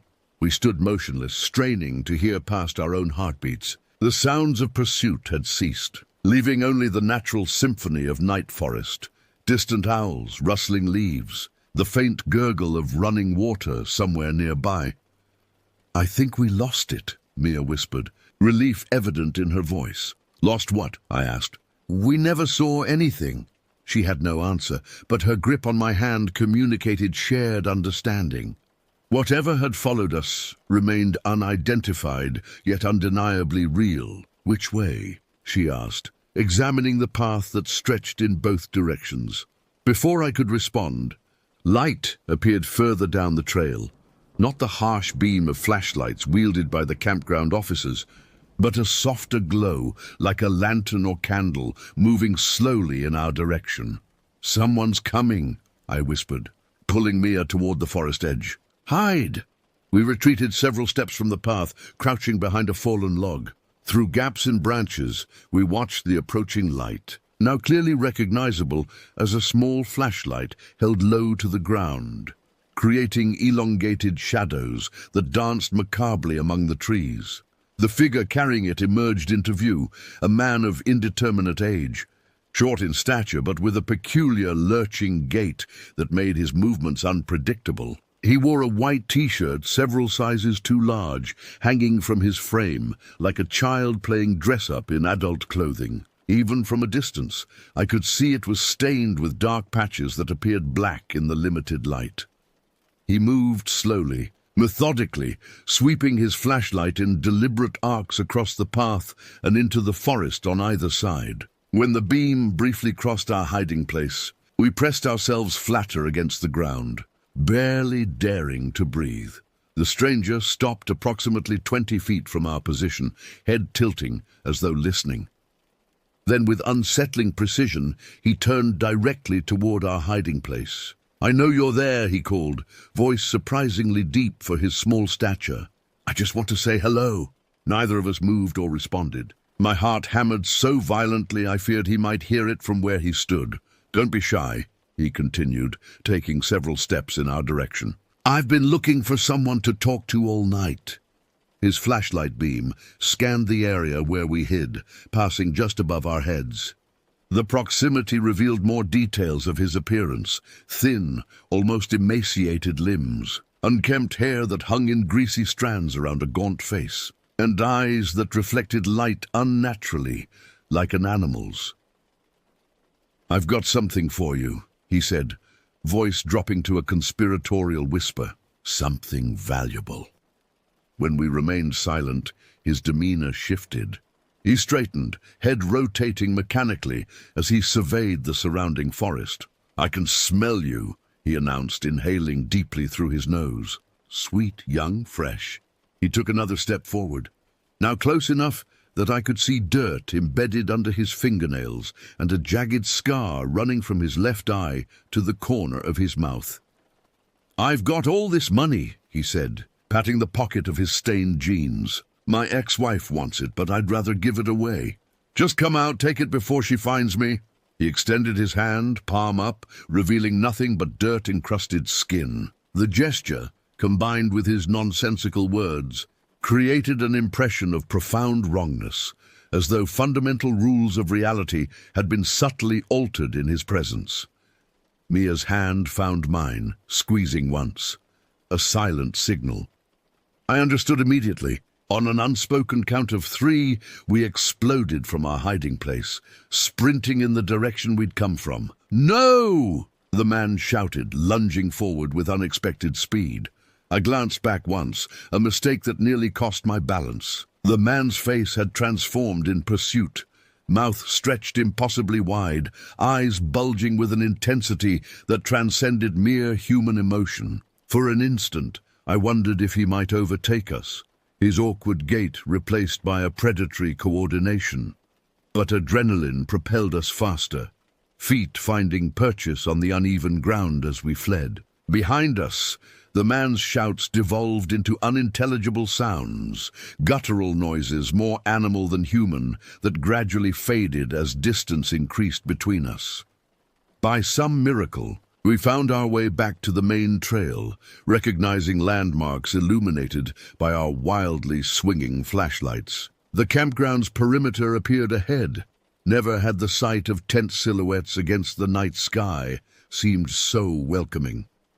We slowed at the trail's exit, checking for campground officers before slipping from the forest's edge back toward our site. No one witnessed our return. The entire campground remained under the enforced stillness of curfew. Inside our tent, we collapsed onto sleeping bags, gasping for breath, bodies trembling with residual fear and exertion. What was that? Mia finally whispered, voice barely audible. "Who was he?" "I don't know," I replied honestly. "But we need to report him." Dawn arrived with agonizing slowness. We'd spent the remaining hours of darkness in vigilant silence, taking turns watching through a small opening in the tent flap, expecting at any moment to see that white-shirted figure emerge from Trail 7. The morning brought campground officers Crawford and Russell making their rounds to ensure everyone adhered to the 7 a.m. wake-up call, another regulation we hadn't known existed. Despite our exhaustion, we immediately approached Crawford with our experience. "We saw someone on the trails last night," I explained, omitting the fact that we'd violated curfew. "A man in a white shirt acting strangely, claiming to have money to give away. He chased us." Crawford's expression remained impassive. "Where exactly did you see this person?" "From our tent," I lied. "We heard noises and looked out. He was standing at the entrance to Trail 7, watching the campground." Her eyes narrowed slightly, evaluating the truth of my statement. "And you're certain this wasn't another camper?" "Absolutely," Mia interjected. "He wasn't dressed for camping, and his behavior was threatening. He said he could smell us." This detail caused a subtle shift in Crawford's demeanor. She exchanged a glance with Russell, who immediately reached for the radio attached to his belt. "We'll investigate," she assured us, suddenly professional rather than authoritarian. "Please remain in the campground area today. No trail hiking until further notice." As Crawford walked away, I noticed other campground staff congregating near the welcome center, their body language suggesting urgency despite attempts at casual appearance. "They know something," I whispered to Mia. "That man, whoever he is, they're familiar with him." Our friends emerged from their tents, bleary-eyed and disgruntled from the enforced early rising. We shared a sanitized version of our experience, describing the man we'd seen without explaining how we'd encountered him. "Probably some homeless guy," Ben suggested, yawning. "These woods connect to state land. Easy place to hide out." "He didn't seem homeless," Mia countered. "Disturbed, yes, but not necessarily transient." Isabella, always the pragmatist, suggested we pack up and leave early. "This place has too many rules anyway. We could find a state park, somewhere without militant rangers enforcing bedtimes." The suggestion appealed to everyone except me. Despite, or perhaps because of, the previous night's encounter, I felt reluctant to leave without understanding what had happened. The man's bizarre behavior, combined with the staff's reaction to our report, suggested something beyond a random occurrence. "We've paid through tomorrow," I argued. "And if there is someone dangerous in these woods, shouldn't we make sure the authorities are notified properly? What if he approaches children or someone vulnerable?" My reasoning swayed the group, though none seemed entirely convinced. We compromised by agreeing to stay one more night, with the understanding that we'd remain together within the campground boundaries. The day passed in forced normalcy, hiking on designated campground trails, playing cards at our site, preparing meals on the portable grill. Yet tension remained palpable, manifesting in frequent glances toward Trail 7 and hushed conversations that ceased whenever other campers approached. By mid-afternoon, police had arrived, 2 officers in county sheriff uniforms who spoke briefly with Crawford before disappearing into the forest with flashlights and sidearms visible on their belts. They returned an hour later, expressions unreadable as they conferred again with campground staff. No one approached us for additional information, which struck me as procedurally unusual. If they were seriously investigating a potential threat, wouldn't they want detailed descriptions from the witnesses? As evening approached, the officers departed without addressing any campers. Crawford and Russell resumed their regular patrols, though with noticeably increased frequency near the trailheads. They didn't find anything, William concluded after observing the officers' departure. Or they didn't really look. "Either way, I'm not sleeping well tonight," Isabella admitted, arranging kindling for our evening fire. "That trail gives me the creeps now." Darkness fell with the same unnatural suddenness as the previous night, as though night arrived at Pine Ridge Campground not gradually, but all at once. Our fire provided illumination and psychological comfort, though each shadow beyond its reach seemed to harbor potential threats. The 10 p.m. curfew arrived without resistance from our group. None of us felt inclined to challenge authority after the previous night's experience. We retreated to our respective tents, though sleep remained elusive. In our tent, Mia pressed close against me, her breathing irregular despite attempts at calm. "Do you think he's still out there?" she whispered. "The police searched," I reminded her with more confidence than I felt. "And there are officers patrolling the perimeter." "That doesn't answer my question." I hesitated, unwilling to lie yet equally reluctant to voice my true suspicions. "I don't know, but we're safe here with so many people around." She nodded against my shoulder, unconvinced but apparently unwilling to pursue the matter further. Eventually, her breathing slowed and deepened as exhaustion overcame fear, but sleep continued to elude me. From our tent, I had a partial view of Trail 7's entrance. Throughout the night, I watched that rectangular void in the tree line, convinced that occasionally something pale moved just beyond visual clarity. A white shirt, perhaps, or simply moonlight reflecting from leaves. Each time my eyelids grew heavy, some sound or movement would jolt me back to vigilance. In the darkest hours before dawn, when even the most dedicated insomniacs surrender to sleep, my attention wavered momentarily. When my eyes reopened, a figure stood at the trail's entrance, motionless, patient, watching our campsite with the stillness of a predator. I blinked, instantly alert, heart racing, but the figure had vanished, if it had ever been there at all. Sleep deprivation and fear make unreliable witnesses of even the most level-headed observers. The remainder of the night passed without incident, though each minute stretched interminably until the first hints of dawn lightened the eastern sky.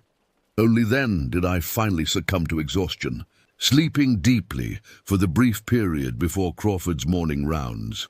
We left Pine Ridge Campground immediately after waking that Sunday morning, packing our gear with efficiency born of collective unease. No one suggested extending our stay or returning for future trips. The experience had tainted whatever enjoyment might normally accompany outdoor recreation. In the decades since that weekend, I've researched Pine Ridge extensively, seeking explanations for what we encountered. The information I've uncovered suggests our experience wasn't unique. Local newspaper archives reveal multiple reports of suspicious persons in the area surrounding the campground, dating back to the early 2000s. Most descriptions match what we saw: a small man in oversized clothing approaching campers with bizarre offers or statements. Police reports consistently conclude with subject not located or insufficient evidence for further investigation. More disturbing are the missing persons cases, 3 in the 5 years preceding our visit, all young adults who disappeared while hiking trails connected to Pine Ridge. Each case remains unsolved, though investigators found no evidence of foul play or voluntary departure. The campground itself closed permanently in 2018, following what official records describe as administrative restructuring of recreational facilities.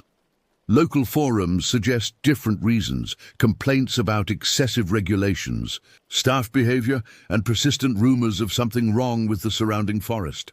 Mia and I didn't last as a couple. The camping trip marked both a beginning and an end. The beginning of genuine connection through shared trauma, followed by the slow dissolution that occurs when a relationship becomes defined by a single intense experience. We separated amicably 6 months later, though we occasionally exchange messages on social media. I haven't returned to camping since that weekend. The thought of sleeping in forests, particularly those with marked trails disappearing into darkness, provokes an anxiety I cannot rationally dismiss. Even hiking daylight trails in well-populated parks triggers momentary panic when passing certain configurations of trees or particularly dense underbrush. Sometimes, usually during the transitional moments between wakefulness and sleep, I imagine I hear a voice, deep, persuasive, slightly wrong, offering something valuable if I'll just come closer. In these moments, my body remembers the primal fear of being pursued through darkness by something not quite human in its movements or intentions. I've consulted therapists who suggest the experience represents a classic trauma response, perhaps magnified by sleep deprivation and the power of suggestion in an unfamiliar environment. Their explanations offer comfort through rationality, yet fail to address the fundamental question that haunts me still. Who was the man in the white shirt, and what did he actually want? The most disturbing possibility, one I rarely allow myself to consider, is that he remains there still, walking those abandoned trails at night, waiting patiently for someone else to venture beyond the safety of lights and company, offering treasures that don't exist to lure strangers into darkness. I tell this story not to frighten, but to warn. There are places where boundaries thin between the world we understand and something else, something older and hungry that wears familiar shapes to approach us. Pine Ridge Campground may be closed, but the forest remains, and within it, trails that lead to places no map can properly represent.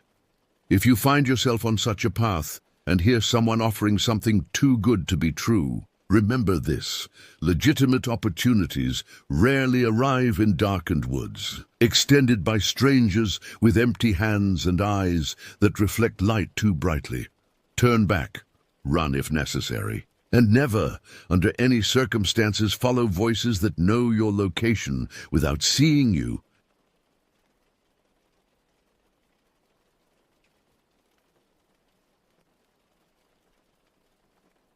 The summer of 2011 started with such promise. Several months earlier, during a frigid February evening at our local pub, my group of 4 longtime friends had enthusiastically committed to a July wilderness expedition. In that moment, warmed by beer and camaraderie, the idea of escaping technology and reconnecting with nature seemed perfect. "We need this man," said my friend, the bearded geology enthusiast who first suggested Acadia National Park. No screens, no bosses, just wilderness and whiskey for 3 days. I was immediately captivated by the idea. At 27, I'd spent the last 5 years hunched over keyboards in windowless offices, my outdoor experiences limited to the occasional weekend hike. The prospect of a true wilderness adventure, setting up camp, building fires, navigating trails, filled me with an almost childlike excitement. Over the next few months, I transformed into an outdoor preparation zealot. I spent hours researching gear, reading camping forums, and watching wilderness survival videos. My small apartment gradually filled with equipment: a high-end backpack, waterproof clothing, portable cookware, water purification tablets, and a tent that promised to withstand anything short of a hurricane. The expenditure strained my modest budget, but I justified every purchase as an investment in an unforgettable experience. As July approached, our group chat buzzed with anticipation. We coordinated supplies, planned meals, and shared trail maps. Everything seemed perfectly arranged until the first cancellation came. "Sorry, guys. The timing's awful, but my sister just announced her engagement party that weekend. Family obligation." This came from our group's most experienced outdoorsman, whose absence immediately diminished our collective wilderness expertise. 3 days later, another friend bowed out, citing an unexpected work deadline. The third cancellation followed within a week, a sudden back injury that made hiking impossible. The final blow came just 4 days before our departure date. My girlfriend surprised me with concert tickets for that weekend, texted my last remaining companion. "Paid a fortune for them. I really can't bail." I stared at my phone, surrounded by carefully organized camping supplies in my living room. The disappointment was crushing. Months of planning and hundreds of dollars invested, all seemingly wasted. I considered postponing, but summer in Maine is brief and glorious. By September, the weather would turn unpredictable, and winter follows quickly. That night, as I half-heartedly packed away my gear, a realization struck me: nothing was actually preventing me from going alone. I was healthy, prepared, and the campsite reservation remained valid. The more I considered it, the more appealing the idea became. Complete solitude, a true test of self-reliance. The kind of experience that shapes a person.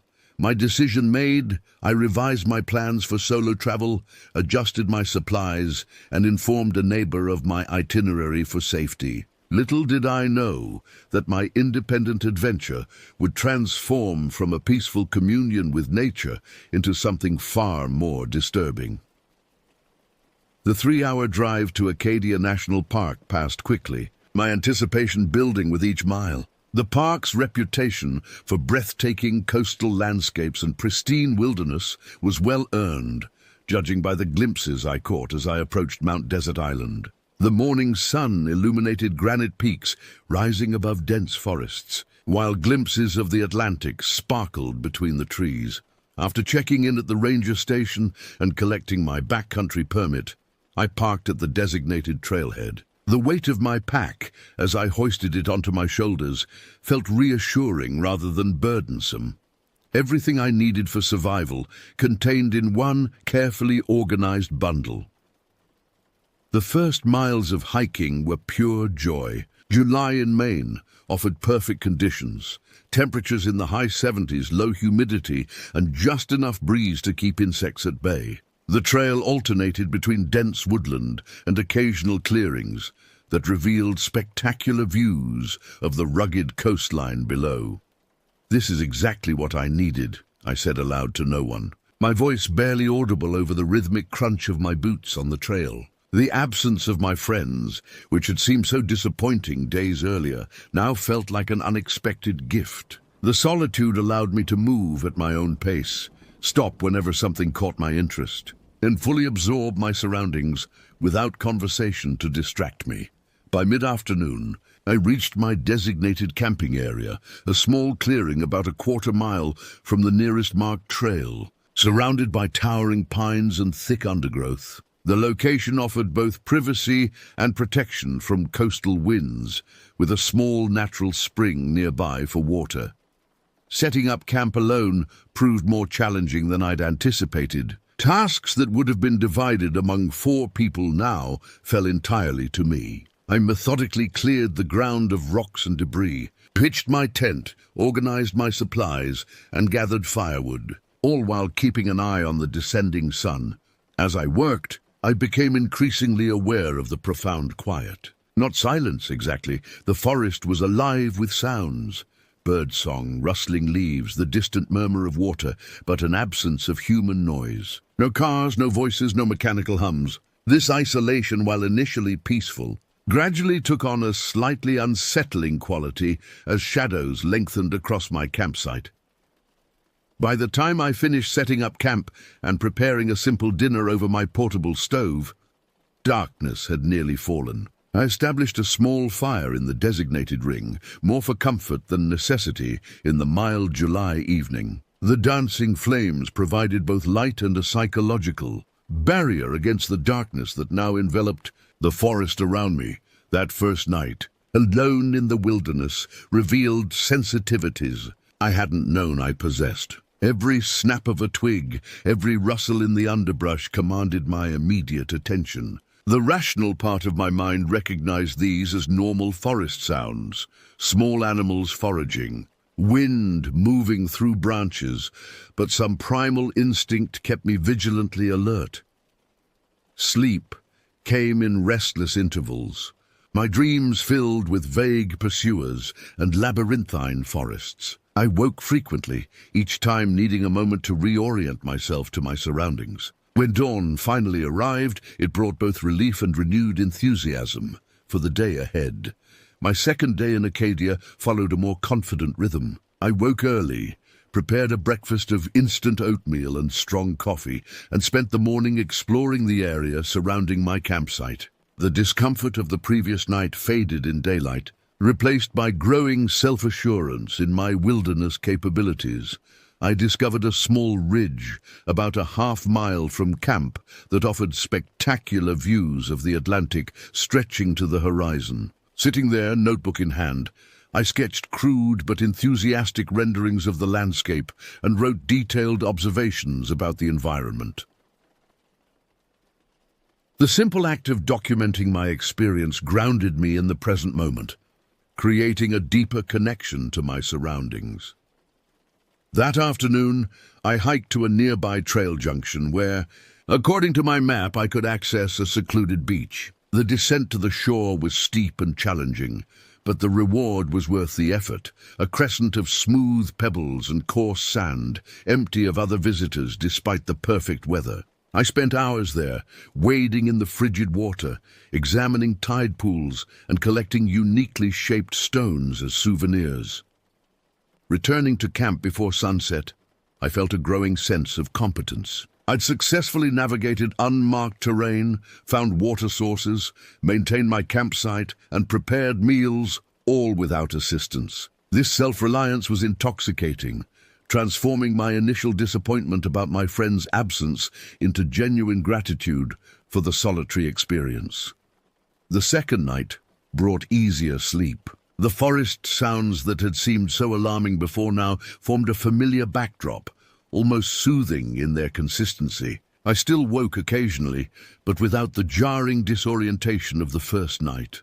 By the third day, I'd established comfortable routines. Morning hikes, afternoon relaxation, careful preparation for nightfall. I'd learned to anticipate the forest's rhythms, when birds would crescendo their calls, when small mammals would become active, how shadows would shift as the sun moved overhead. This growing familiarity fostered a false sense of control, a dangerous assumption that I understood my environment and the potential threats within it. That afternoon, I spent several hours carefully constructing additional bear alarms, simple tripwires attached to suspended metal items that would create noise if disturbed. Though black bears rarely posed significant threats to campers, especially those practicing proper food storage, the precaution seemed prudent given my solitude. I placed these alarms along likely approach paths to my campsite, creating an invisible perimeter that would alert me to large animals or people approaching after dark. As the sun began to set on my third day in the wilderness, I felt settled and secure. I'd conquered initial fears, established functioning systems, and grown comfortable with my temporary home.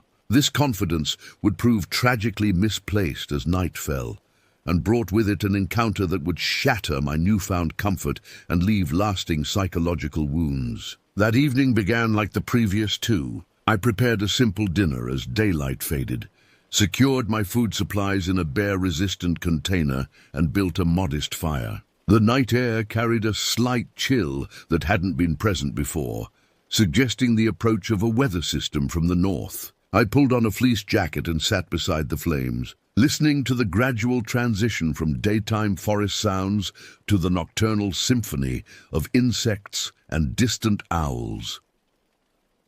Around 10 o'clock, I extinguished the fire properly and retreated to my tent.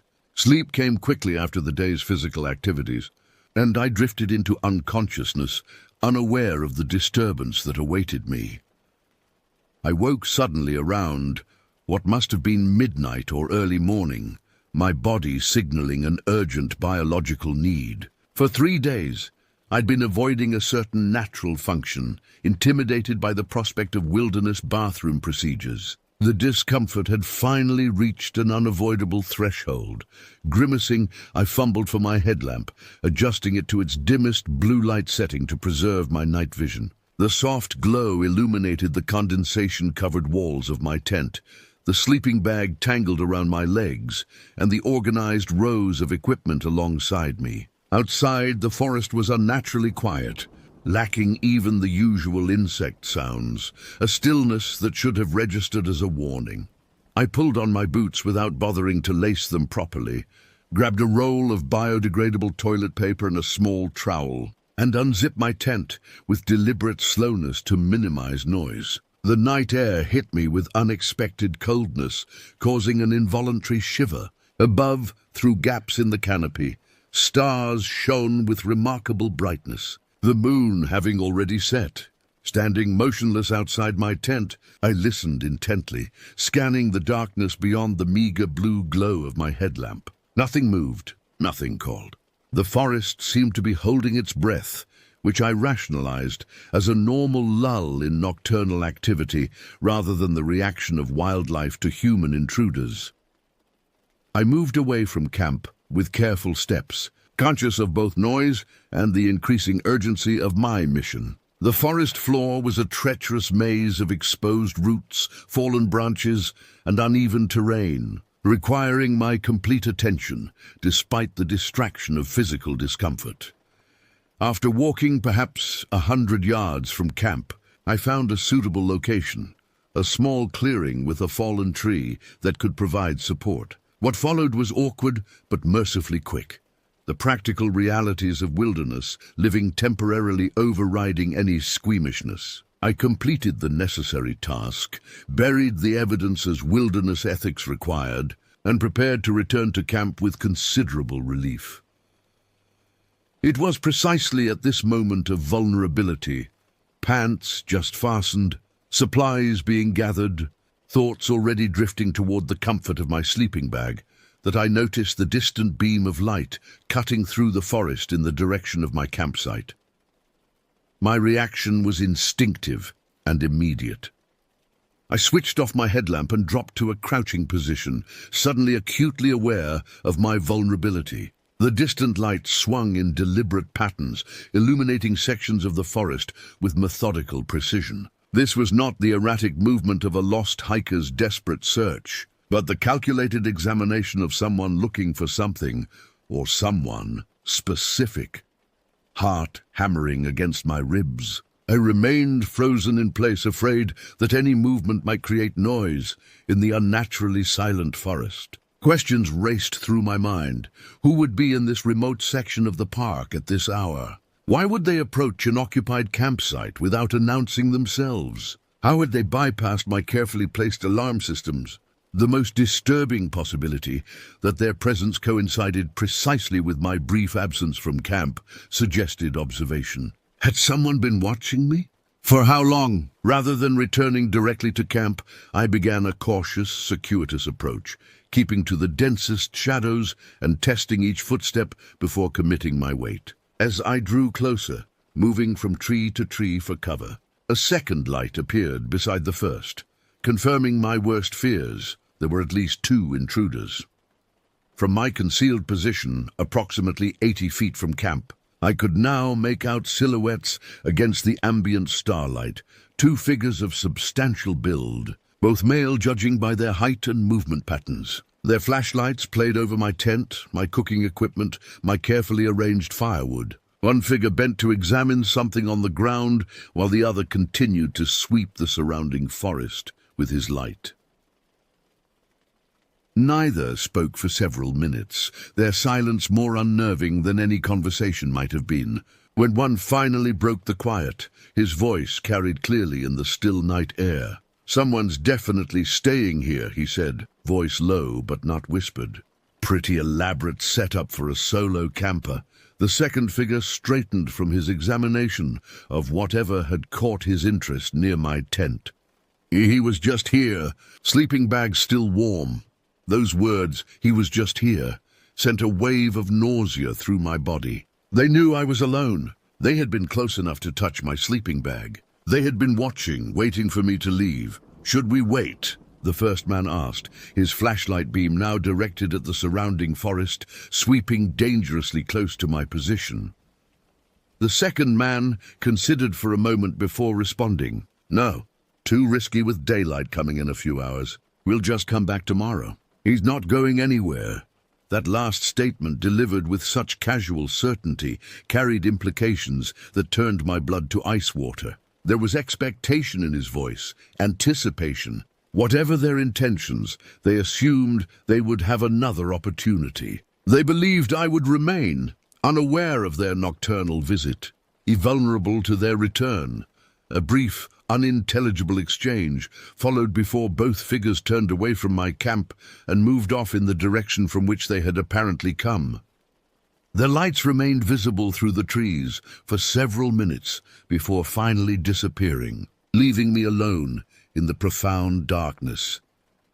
Even after the lights vanished, I remained completely still, afraid that any movement might reveal my position to watchers I could no longer see. Minutes stretched into what felt like hours as I maintained my uncomfortable crouch behind the broad trunk of an ancient pine, muscles cramping and extremities gradually numbing in the cool night air.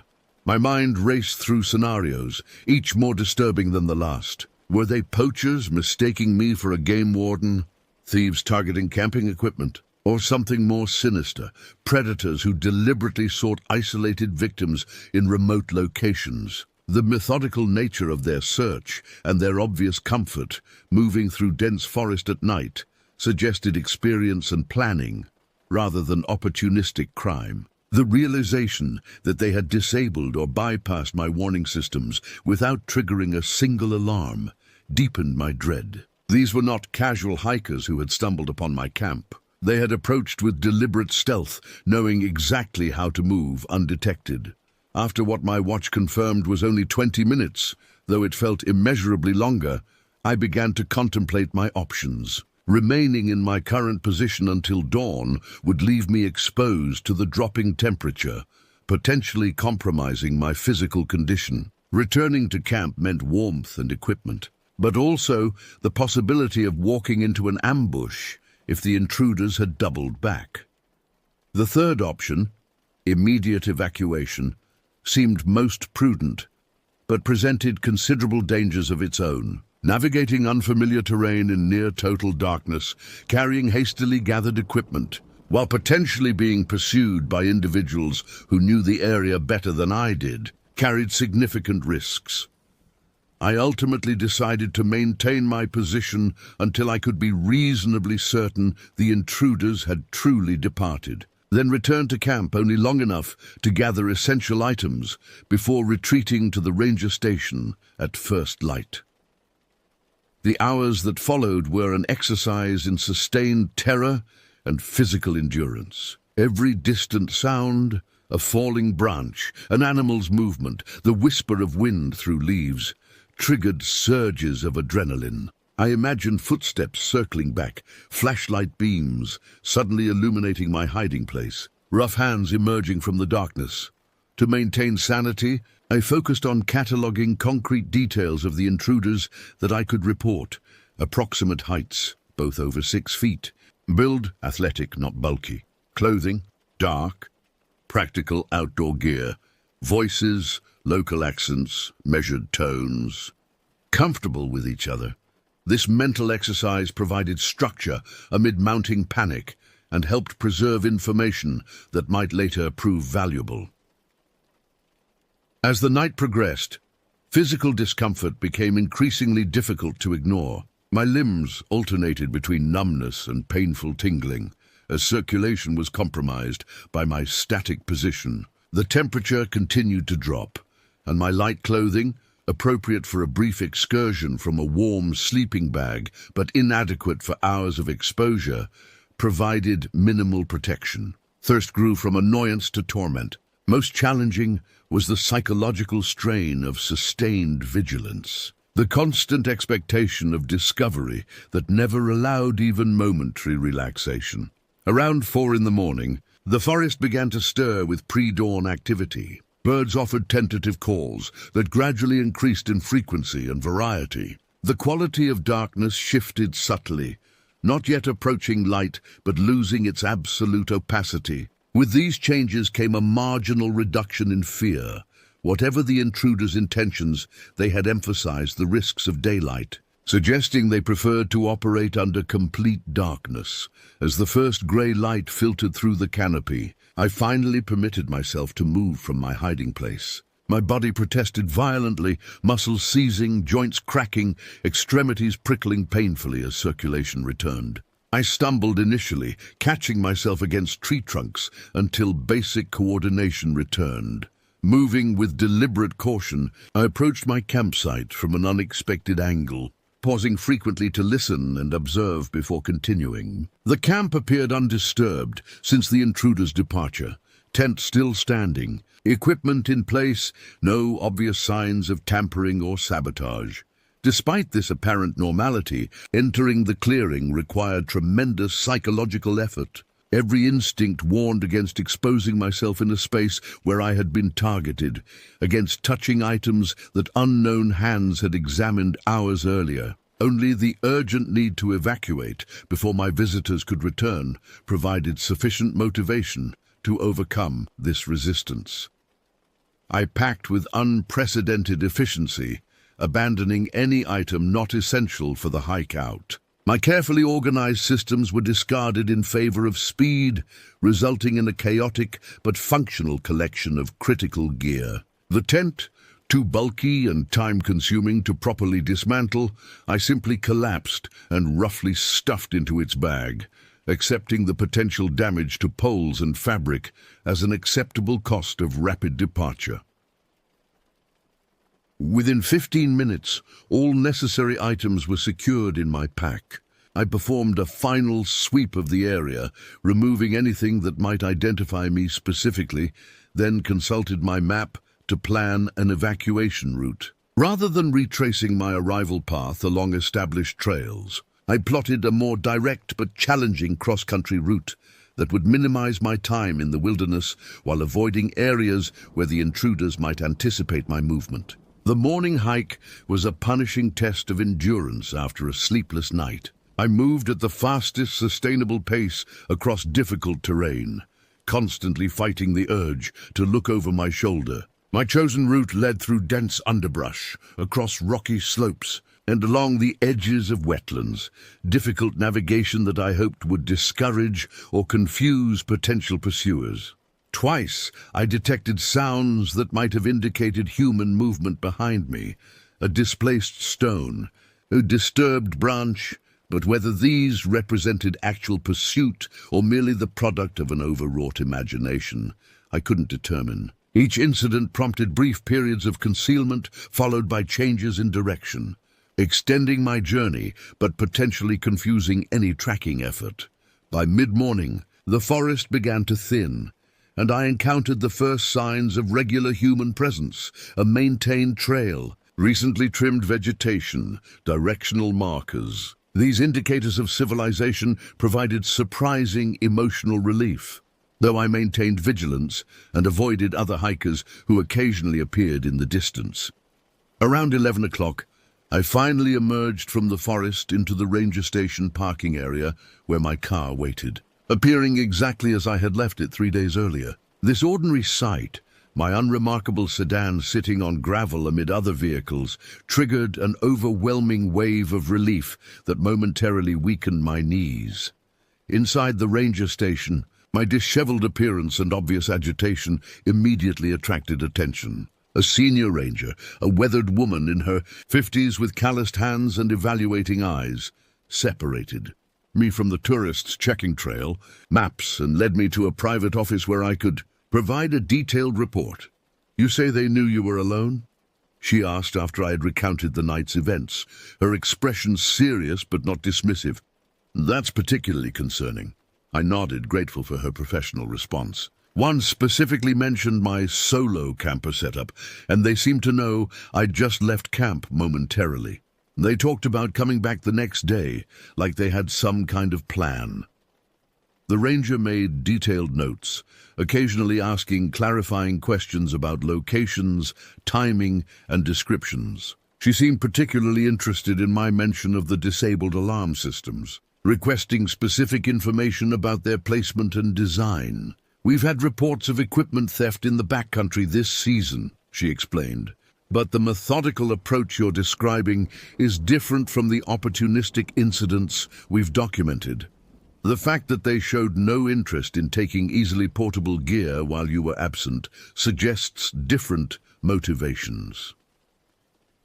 She initiated immediate action, dispatching patrol rangers to my former campsite, issuing alerts to all park personnel, and filing a formal report with both park law enforcement and the county sheriff's department. I provided contact information for follow-up and received assurances that the incident would be thoroughly investigated.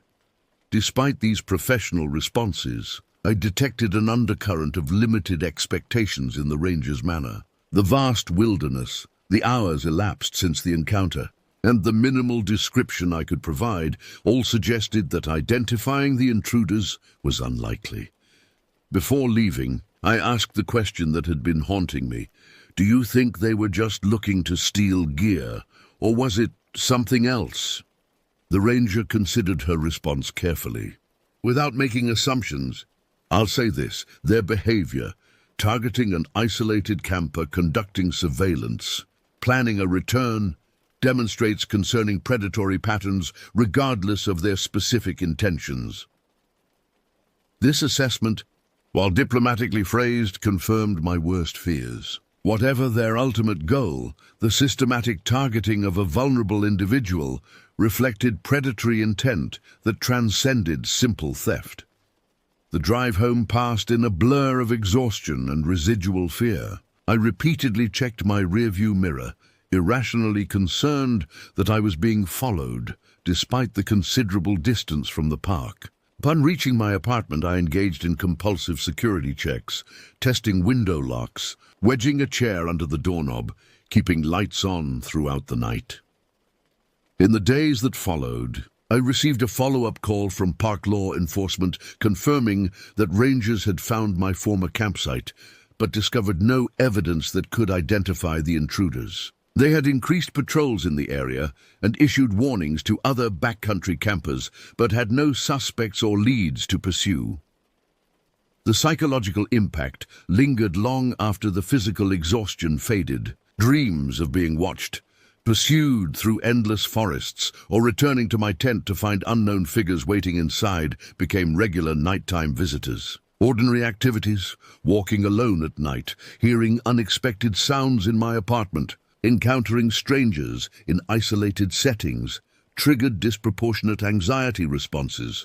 More fundamentally, the experience altered my relationship with wilderness. The forests that had once represented freedom and self-discovery now evoked complex emotional responses, still beautiful and compelling, but layered with awareness of vulnerability, a recognition that remote places could conceal human predators as effectively as natural ones.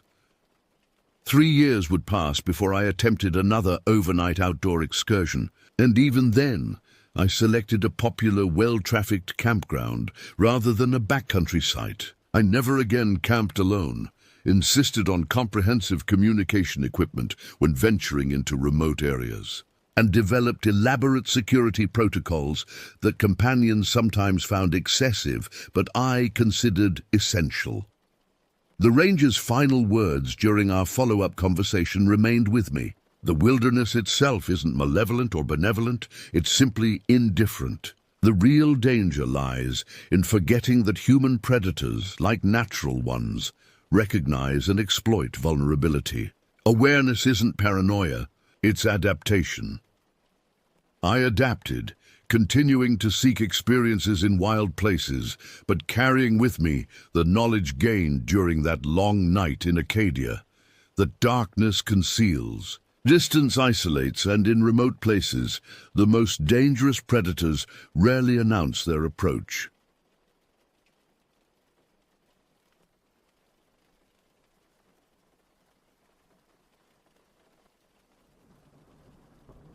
And there is a reason why I have to be talked into camping every time it comes up in conversation with either friends or family. I don't mind the outdoors and I don't mind nature. I just feel like I want to sleep in bed and not on the ground in a tent. In summer 2019, my boyfriend Michael talked me into going camping, but this time we would be staying in a cabin so I could sleep in a bed. I still voted for the ocean, but at least I was actually going to be sleeping in a bed.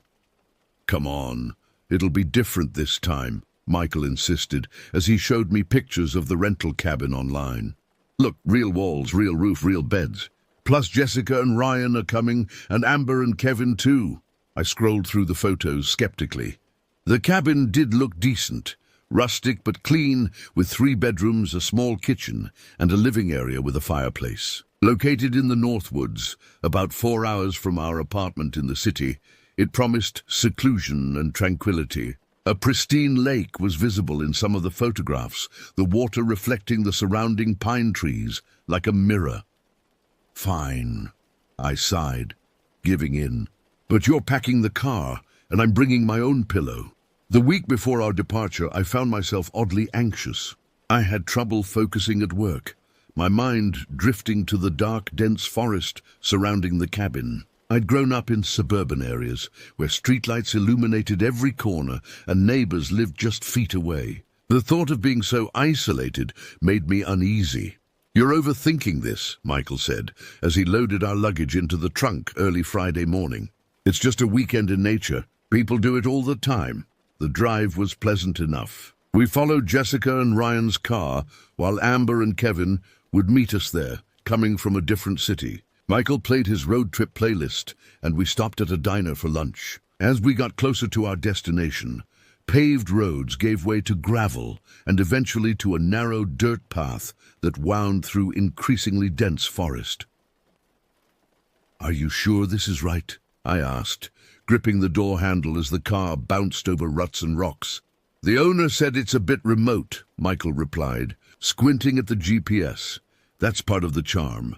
When we finally arrived, I had to admit the place looked idyllic. The cabin sat in a small clearing, surrounded by towering pines. Sunlight filtered through the branches, creating dappled patterns on the ground. A narrow path led from the cabin down to the lake, which sparkled invitingly in the afternoon sun. Amber and Kevin were already there, unpacking their car. They waved excitedly as we pulled up. "This place is perfect," Amber exclaimed, hugging me. "So much better than that campground we stayed at last year." We spent the next hour unpacking and claiming bedrooms. Michael and I took the room with the large window overlooking the forest. The wooden walls were adorned with a few rustic decorations, a mounted deer head, some faded photographs of the lake, and an old-fashioned fishing rod. I ran my hand along the windowsill, noticing how the wood felt rough and unfinished. Outside, the forest seemed to stretch endlessly, the trees so close together that I couldn't see more than 30 feet in. As I stood there, I had the distinct feeling of being watched, though I couldn't see anyone or anything. Just trees, shadows, and silence. The first day was surprisingly enjoyable. After settling in, we explored the area around the cabin, following a trail that looped through the forest and back to the lake. The exercise and fresh air lifted my spirits, and I began to think that perhaps this trip wouldn't be so bad after all. The lake was smaller than it had appeared in the photos, but crystal clear. We could see smooth rocks at the bottom near the shore, giving way to darker depths further out. A weathered wooden dock extended about 20 feet into the water, with a small rowboat tied to one of the posts. "Who's up for a swim?" Kevin called out, already pulling his shirt over his head. Soon we were all in the water, splashing and laughing like children. The water was cold but refreshing after our hike, and for a few hours I forgot my apprehensions about being so isolated. In the late afternoon, we returned to the cabin to prepare dinner. Michael and Ryan fired up the grill on the back deck, and soon the aroma of cooking meat filled the air. Jessica and I prepared a salad while Amber uncorked a bottle of wine. "This was a great idea," I admitted to Michael as we ate on the deck, watching the sun begin its descent behind the trees. "I'm glad you convinced me to come." After dinner, we built a fire in the pit near the cabin and sat around it, drinking beer and reminiscing about previous trips. The flames cast flickering shadows on our faces, and occasionally we heard rustling in the underbrush, probably small animals, Michael assured me. Around midnight, we decided to call it a night. The cabin, warm and solid, felt safe compared to the dark forest outside. Michael fell asleep almost immediately, but I lay awake listening. The silence was profound, occasionally broken by the hooting of an owl or the distant cry of some unknown animal. Then I heard it, a soft, persistent noise just outside our window. Not quite footsteps, but something moving, something deliberate. I strained to identify the sound, my heart beating faster. It could have been the wind or branches scraping against the side of the cabin, but there was a rhythm to it that seemed too regular, too intentional. I nudged Michael, but he merely grunted and rolled over. The sound continued for what felt like hours, sometimes fading, sometimes growing louder. Eventually, exhaustion overcame my anxiety, and I drifted into an uneasy sleep. The next morning, I mentioned the noise to the others over breakfast. Probably just forest creatures, Ryan said, mouthful of pancake. Raccoons, maybe. Or it could be Bigfoot, Kevin added with a wink. I tried to laugh it off, but something about those sounds had disturbed me deeply. After breakfast, I stepped outside to examine the area near our bedroom window. The ground was covered with pine needles and leaves, but I noticed something odd. A clear path where the debris had been disturbed, as if something had been pacing back and forth repeatedly. We were preparing for a longer hike that morning, packing water bottles and snacks into backpacks. I was kneeling on the ground, tying my hiking boots, when a deep voice boomed from behind us. "Well, hello there. Beautiful day for a hike, isn't it?" We all jumped, startled by the sudden intrusion. Standing at the edge of the clearing was a large man, easily 6'3", with a protruding stomach and a ruddy, smiling face beneath a sweat-stained baseball cap. He wore cargo pants and a flannel shirt despite the summer heat, and carried a well-worn backpack. "I'm Gregory," he announced, stepping forward with his hand extended. "Local guide and nature enthusiast. Saw you folks arrive yesterday. How are you settling in?" Michael, always friendly, shook Gregory's hand and introduced our group. I hung back, studying our unexpected visitor.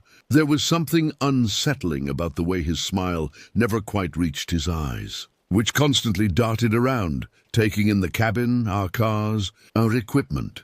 "Just wanted to welcome you to our little slice of paradise," Gregory continued, rocking back on his heels.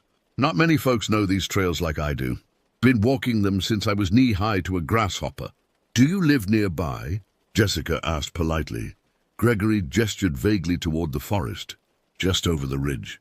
"Got a little place to myself. Nothing fancy like this cabin, but it suits me fine." He proceeded to recommend several hiking trails, speaking rapidly and with excessive detail about landmarks and wildlife we might encounter. The whole time, he kept shifting his weight from foot to foot, his hands never still, either adjusting his cap or fiddling with the straps of his backpack. "Well, don't let me keep you," he finally said, glancing at his watch. "Enjoy your hike. Maybe I'll see you folks around." As he walked away, disappearing between the trees, an uncomfortable silence fell over our group. "That was weird," Ryan finally said. "He seemed nice enough," Michael replied, "but I could tell he was also unsettled. Probably just a local being friendly." "Did anyone else notice he knew we arrived yesterday?" I asked quietly. How long was he watching us before he decided to approach?" Jessica shivered despite the warm morning. "Let's just go on our hike. Different direction than he suggested, maybe?" We set off on a trail heading east, away from where Gregory had indicated. The forest was beautiful in the daylight, sunlight streaming through the canopy to create beams of gold among the shadows. Birds called to each other overhead, and occasionally a squirrel would dart across our path. But I couldn't shake the feeling of being observed. Several times I stopped and turned quickly, expecting to catch a glimpse of someone following us. But there was never anything there, just trees and more trees, stretching in every direction. The trail eventually led us to a small waterfall, cascading into a clear pool. We stopped to rest and have a snack, but the carefree mood of the previous day had evaporated. Everyone seemed on edge, conversations starting and stopping awkwardly. I caught Jessica glancing over her shoulder more than once. On our way back to the cabin, I could have sworn I heard footsteps paralleling our path, just out of sight in the dense undergrowth. When I mentioned it, Kevin assured me it was probably just an echo of our own footsteps, but I wasn't convinced. That afternoon, we decided to spend some time at the lake. The water looked inviting after our hike, and we hoped the open space would ease the claustrophobic feeling that had begun to creep over us in the forest. We spread towels on the dock and took turns swimming. The day had grown hot, and the cool water was a welcome relief. For a while, we managed to forget about Gregory and the strange noises from the night before. I was floating on my back, eyes closed against the bright sun, when Jessica's voice jolted me upright. Oh my God, he's back. Standing at the shoreline, watching us with that same fixed smile, was Gregory. He waved enthusiastically when he saw us notice him. "There you are. Thought I might find you cooling off. Smart move on a day like this." We all exchanged uncomfortable glances as Gregory kicked off his boots and rolled up his pant legs, then walked out onto the dock to join us. Up close, I noticed things I hadn't before. A scar running from his left ear to his chin, yellow teeth behind that constant smile, dirt embedded so deeply under his fingernails that it looked permanent. "How was your hike?" he asked, settling himself at the end of the dock, dangling his feet in the water. "Find anything interesting?" "It was nice," Michael answered cautiously. "We found a small waterfall. Bridal Falls. Pretty spot. Did you see the cave behind it?" "There's a cave?" Embarrassed, Gregory's eyes lit up. "Oh yes, not many know about it. I could show you tomorrow if you'd like. We've already made plans." "But thanks," I said quickly, ignoring Michael's questioning look. Gregory nodded, continuing to smile, but I noticed his hands had clenched into fists. Sure. Another time, maybe." For nearly an hour, he sat with us, talking almost non-stop about the area, local legends, his experiences in the forest. He never directly answered questions about himself, where he worked, how long he'd lived here, why he spent so much time wandering the woods alone. Whenever the conversation turned personal, he would redirect with another story or observation. Most disturbing was how he would occasionally stop mid-sentence, tilt his head as if listening to something only he could hear, then nod slightly before continuing. Each time this happened, I felt a fresh wave of unease wash over me. Finally, he stood abruptly. "Well, I should get going. Lots to do before sundown." As he walked away, he paused at the edge of the forest and turned back. "Lock your doors tonight. Bears have been active lately." We watched in silence as he disappeared among the trees. "Okay, that was definitely creepy," Kevin said once Gregory was out of earshot. "Maybe we should leave early," Amber suggested, wrapping her towel tightly around her shoulders despite the heat. Michael sighed. "Let's not overreact. He's odd, sure, but harmless. Probably just lonely and socially awkward." "I don't know," Jessica said softly. "There's something off about him. The way he looks at us when he thinks we're not paying attention." I hadn't noticed this, and the thought sent a fresh wave of anxiety through me. "What do you mean?" "It's like he's assessing us, calculating something. I can't explain it exactly." We returned to the cabin in subdued spirits. As we prepared dinner, I couldn't help checking the windows periodically, half expecting to see Gregory's face pressed against the glass.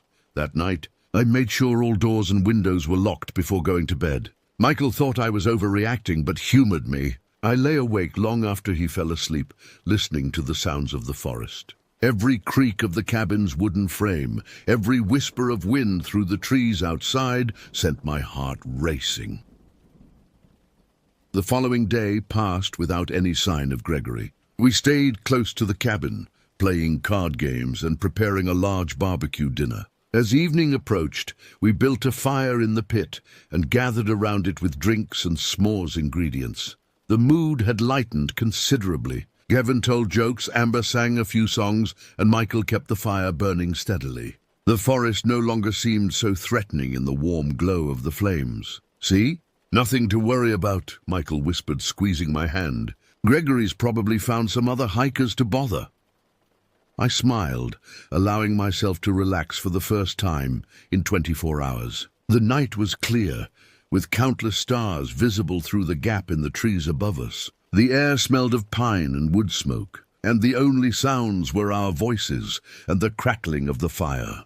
We were in the middle of a ghost story, Ryan doing his best to create a spooky atmosphere, when a twig snapped loudly in the darkness beyond our circle of light. We all fell silent, straining to hear. Another snap, closer this time. "Hello?" Michael called out. "Is someone there?" Silence. Then suddenly Gregory burst from the trees directly behind Kevin and Amber, who screamed in surprise. He was laughing, a high-pitched, unnatural sound that echoed through the clearing. "Got you good," he wheezed, doubling over with laughter. "You should see your faces." His appearance was even more disheveled than before, clothes dirty and torn in places, a fresh scratch across his forehead, eyes bloodshot and wild. He smelled strongly of sweat and something else, something chemical that I couldn't identify. "What the hell, man?" Ryan stood up, fists clenched. "That wasn't funny." Gregory's laughter cut off abruptly, his face shifting to an expression of wounded innocence. "Just having a little fun. Thought it might add to your ghost stories." "You scared us half to death," Jessica said, her voice shaking. "How long were you watching us?" I asked, the question slipping out before I could stop it. Something dark flickered across Gregory's face. "Not watching, just passing by. Saw your fire." He paused, head tilting in that now familiar listening pose. "Just wanted to say hello." Michael stepped forward. "Look, Gregory, we appreciate your enthusiasm, but it's late and you can't just sneak up on people like that. It's not appropriate." "Not appropriate," Gregory repeated quietly, nodding to himself. His hands began to twitch at his sides. "Not appropriate. I understand." The tension in the air was palpable as Gregory continued to stand there swaying slightly, his gaze moving from face to face. No one spoke or moved. The fire popped loudly, sending up a shower of sparks, and Gregory flinched as if struck. "Sorry to bother you folks," he finally said, his voice flat. "Won't happen again." He backed away slowly, still facing us, until he reached the edge of the tree line.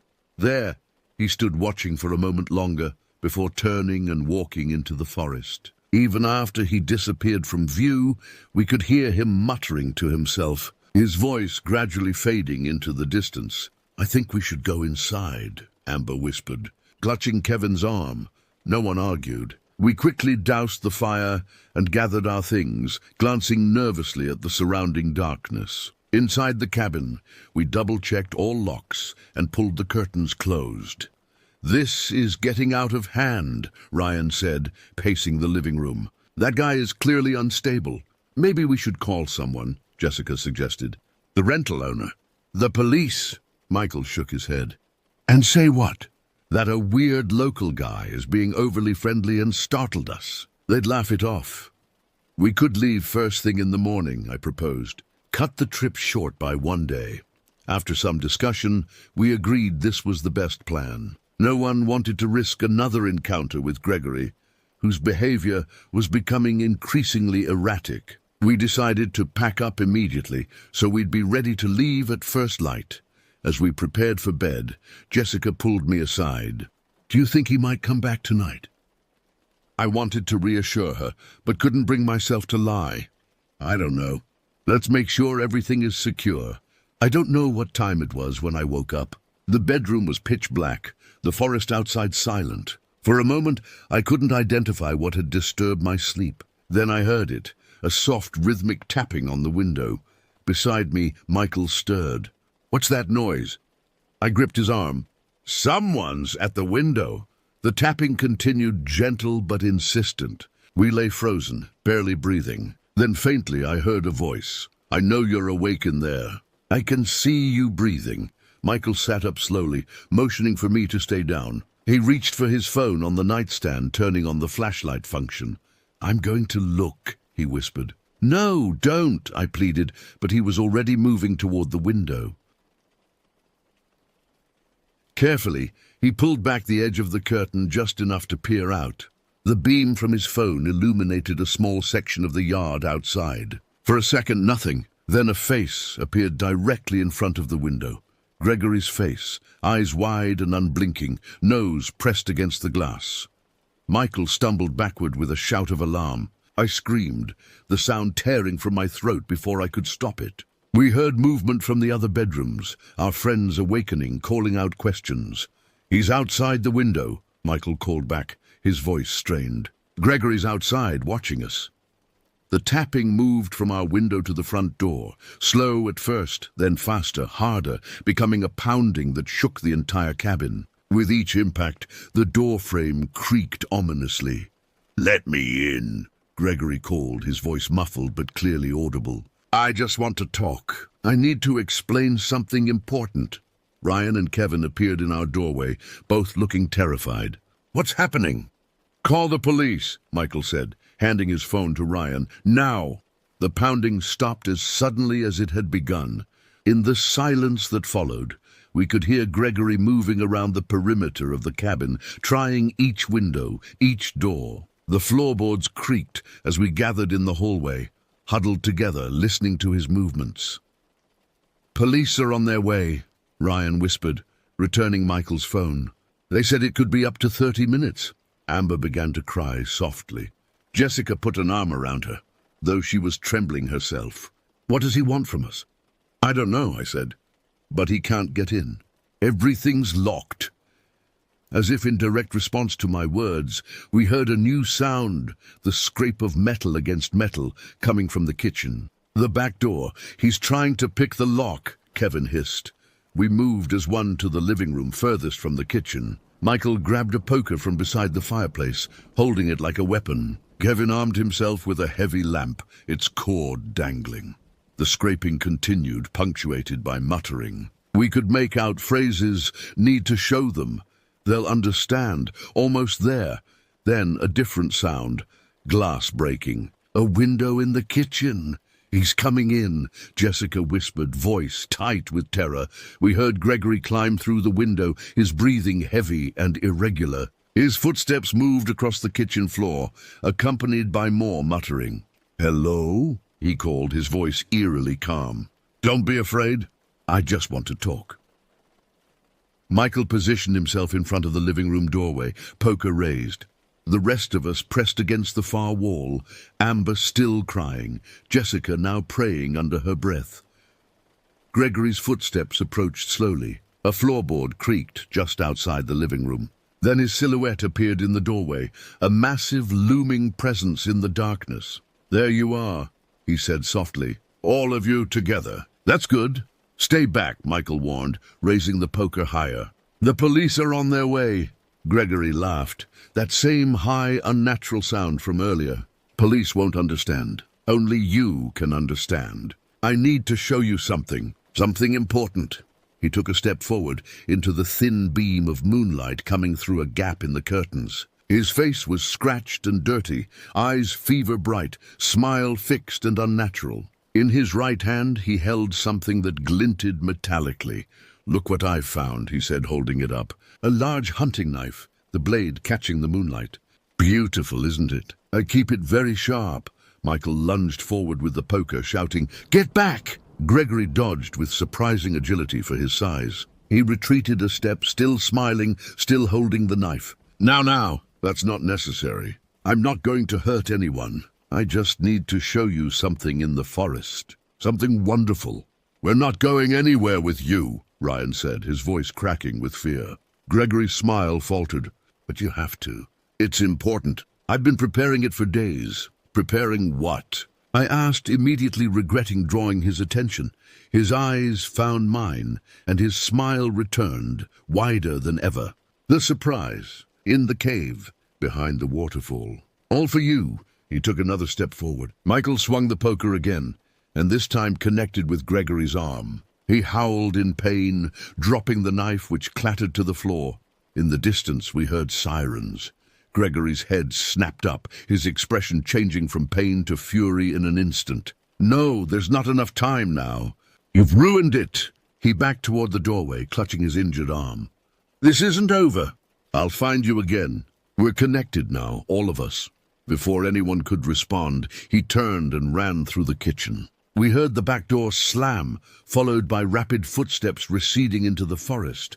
We remained frozen in place until headlights swept across the windows and car doors slammed outside. Only then did the full impact of what had happened hit me, and I collapsed to the floor, my entire body shaking uncontrollably.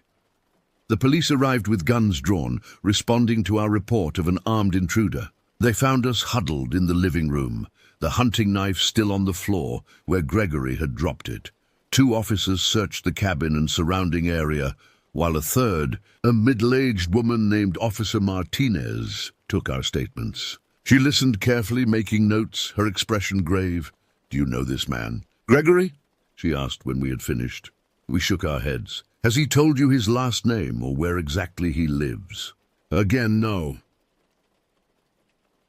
Officer Martinez sighed, closing her notebook. "I think I know who you're describing. Gregory Parsons. He lives in a cabin about 3 miles from here, deep in the forest. No electricity, no running water. Is he dangerous?" Jessica asked, her voice small. The officer hesitated. "He has a history of mental health issues. Usually he's harmless, eccentric, overly friendly, but not violent. However, he's been off his medication recently, according to his sister. She reported him missing 2 days ago." This information sent a chill through the room. Gregory had been watching us, possibly following us for our entire stay, while in the midst of some kind of psychological episode. What was he planning to show us? I asked, remembering his fixation on the cave behind the waterfall.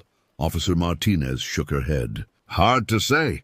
In his condition, it could be anything or nothing. Sometimes he collects things, animal bones, interesting rocks, old machinery, creates elaborate displays in the forest." The other officers returned, reporting no sign of Gregory in the immediate vicinity. "He knows these woods better than anyone," one of them added. "If he doesn't want to be found, we won't find him tonight." They offered to escort us to the nearest motel or to stay and guard the cabin until morning. After a brief discussion, we decided to leave immediately. None of us could bear the thought of spending another minute in that cabin, knowing Gregory was still out there, possibly watching. As we packed our belongings in a frantic rush, Officer Martinez pulled me aside. "There's something you should know," she said quietly. "This isn't the first time Gregory has fixated on visitors to these cabins. Last summer, a family left early after reporting similar encounters." I swallowed hard. "What happened to them?" "Nothing physically. But the children had nightmares for months afterward." She paused, choosing her words carefully. "Gregory isn't necessarily dangerous in the conventional sense, but his obsessions are intense, and in his current state, unpredictable." We followed the police cruiser down the narrow dirt road, headlights illuminating only a small portion of the dense forest on either side. Every shadow, every movement among the trees sent my heart racing. I kept imagining Gregory running parallel to our car, staying just out of sight, watching, waiting. At the main road, Officer Martinez pointed us toward the nearest town with accommodations. We thanked her, and she promised to call when they located Gregory. As we drove away, I looked back at the dark mass of forest receding behind us. For a moment I thought I saw a figure standing at the roadside, tall, still, watching our departure. But it was gone in the next instant, and I convinced myself it had been nothing more than a tree trunk or a trick of the moonlight. That was 2 years ago. The police found Gregory 3 days later, asleep in the cave behind the waterfall. He was hospitalized, and according to Officer Martinez, who called to update us, put back on his medication. She assured us that he was no longer a threat, that with proper treatment, his fixations and delusions would subside. I wanted to believe her. I tried to. For months afterward, I jumped at unexpected noises, couldn't sleep with the curtains open, avoided hiking and camping despite Michael's gentle encouragement. The 6 of us who shared that experience rarely spoke of it, as if by silent agreement. When we did get together, the conversation would flow naturally until someone mentioned the woods or camping, and then an uncomfortable silence would fall. Michael and I broke up 6 months later. There were other reasons, of course, but I couldn't shake the feeling that something had changed between us that weekend. Some invisible barrier had formed, born from the moment he faced Gregory in that darkened living room, while I cowered against the wall. Last week, I received a letter. No return address, just my name and address printed in neat block letters. Inside was a single piece of paper with a short message. I still think about our time together. The cave is ready for your visit. I've made it beautiful for you. We're still connected, always watching. I reported it to the police immediately. They told me they would investigate, but didn't seem particularly concerned. Gregory hadn't technically threatened me, they pointed out, and the postmark showed it had been mailed from a town over 200 miles away. That should have been reassuring. Instead, it only confirmed what I've suspected all along, that distance means nothing to Gregory. That in his mind we are still connected, still part of whatever narrative he has constructed. I've moved twice since that weekend, changed my phone number, deleted social media accounts. But somehow, he found me. Last night, I woke at 3 a.m., suddenly and completely alert. The apartment was silent, but something had disturbed my sleep. I lay still, listening, nothing. Then, faintly, I heard it, a soft rhythmic tapping on my bedroom window. The familiar sound transported me instantly back to that night in the cabin, frozen in terror beside Michael. I didn't look, couldn't look. I pulled the covers over my head like a child and stayed that way until morning, when sunlight finally gave me the courage to approach the window. There was nothing there, of course. No footprints in the flower bed below, no smudges on the glass. Just the branch of a tree moving gently in the breeze, occasionally brushing against the window. A logical explanation, a reasonable explanation, but I'm having my locks changed today. And I've started looking at apartments in other states, because there is a reason why I have to be talked into camping every time it comes up. And now there's a reason why I check my windows and doors 3 times before going to bed. Why I can't sleep with my back to the door. Why the sound of footsteps behind me on the street makes my heart race and my palms sweat. His name is Gregory, and somewhere in the darkness of the forest, he's still waiting for me to come back and see what he's prepared. Still believing we're connected. Still watching.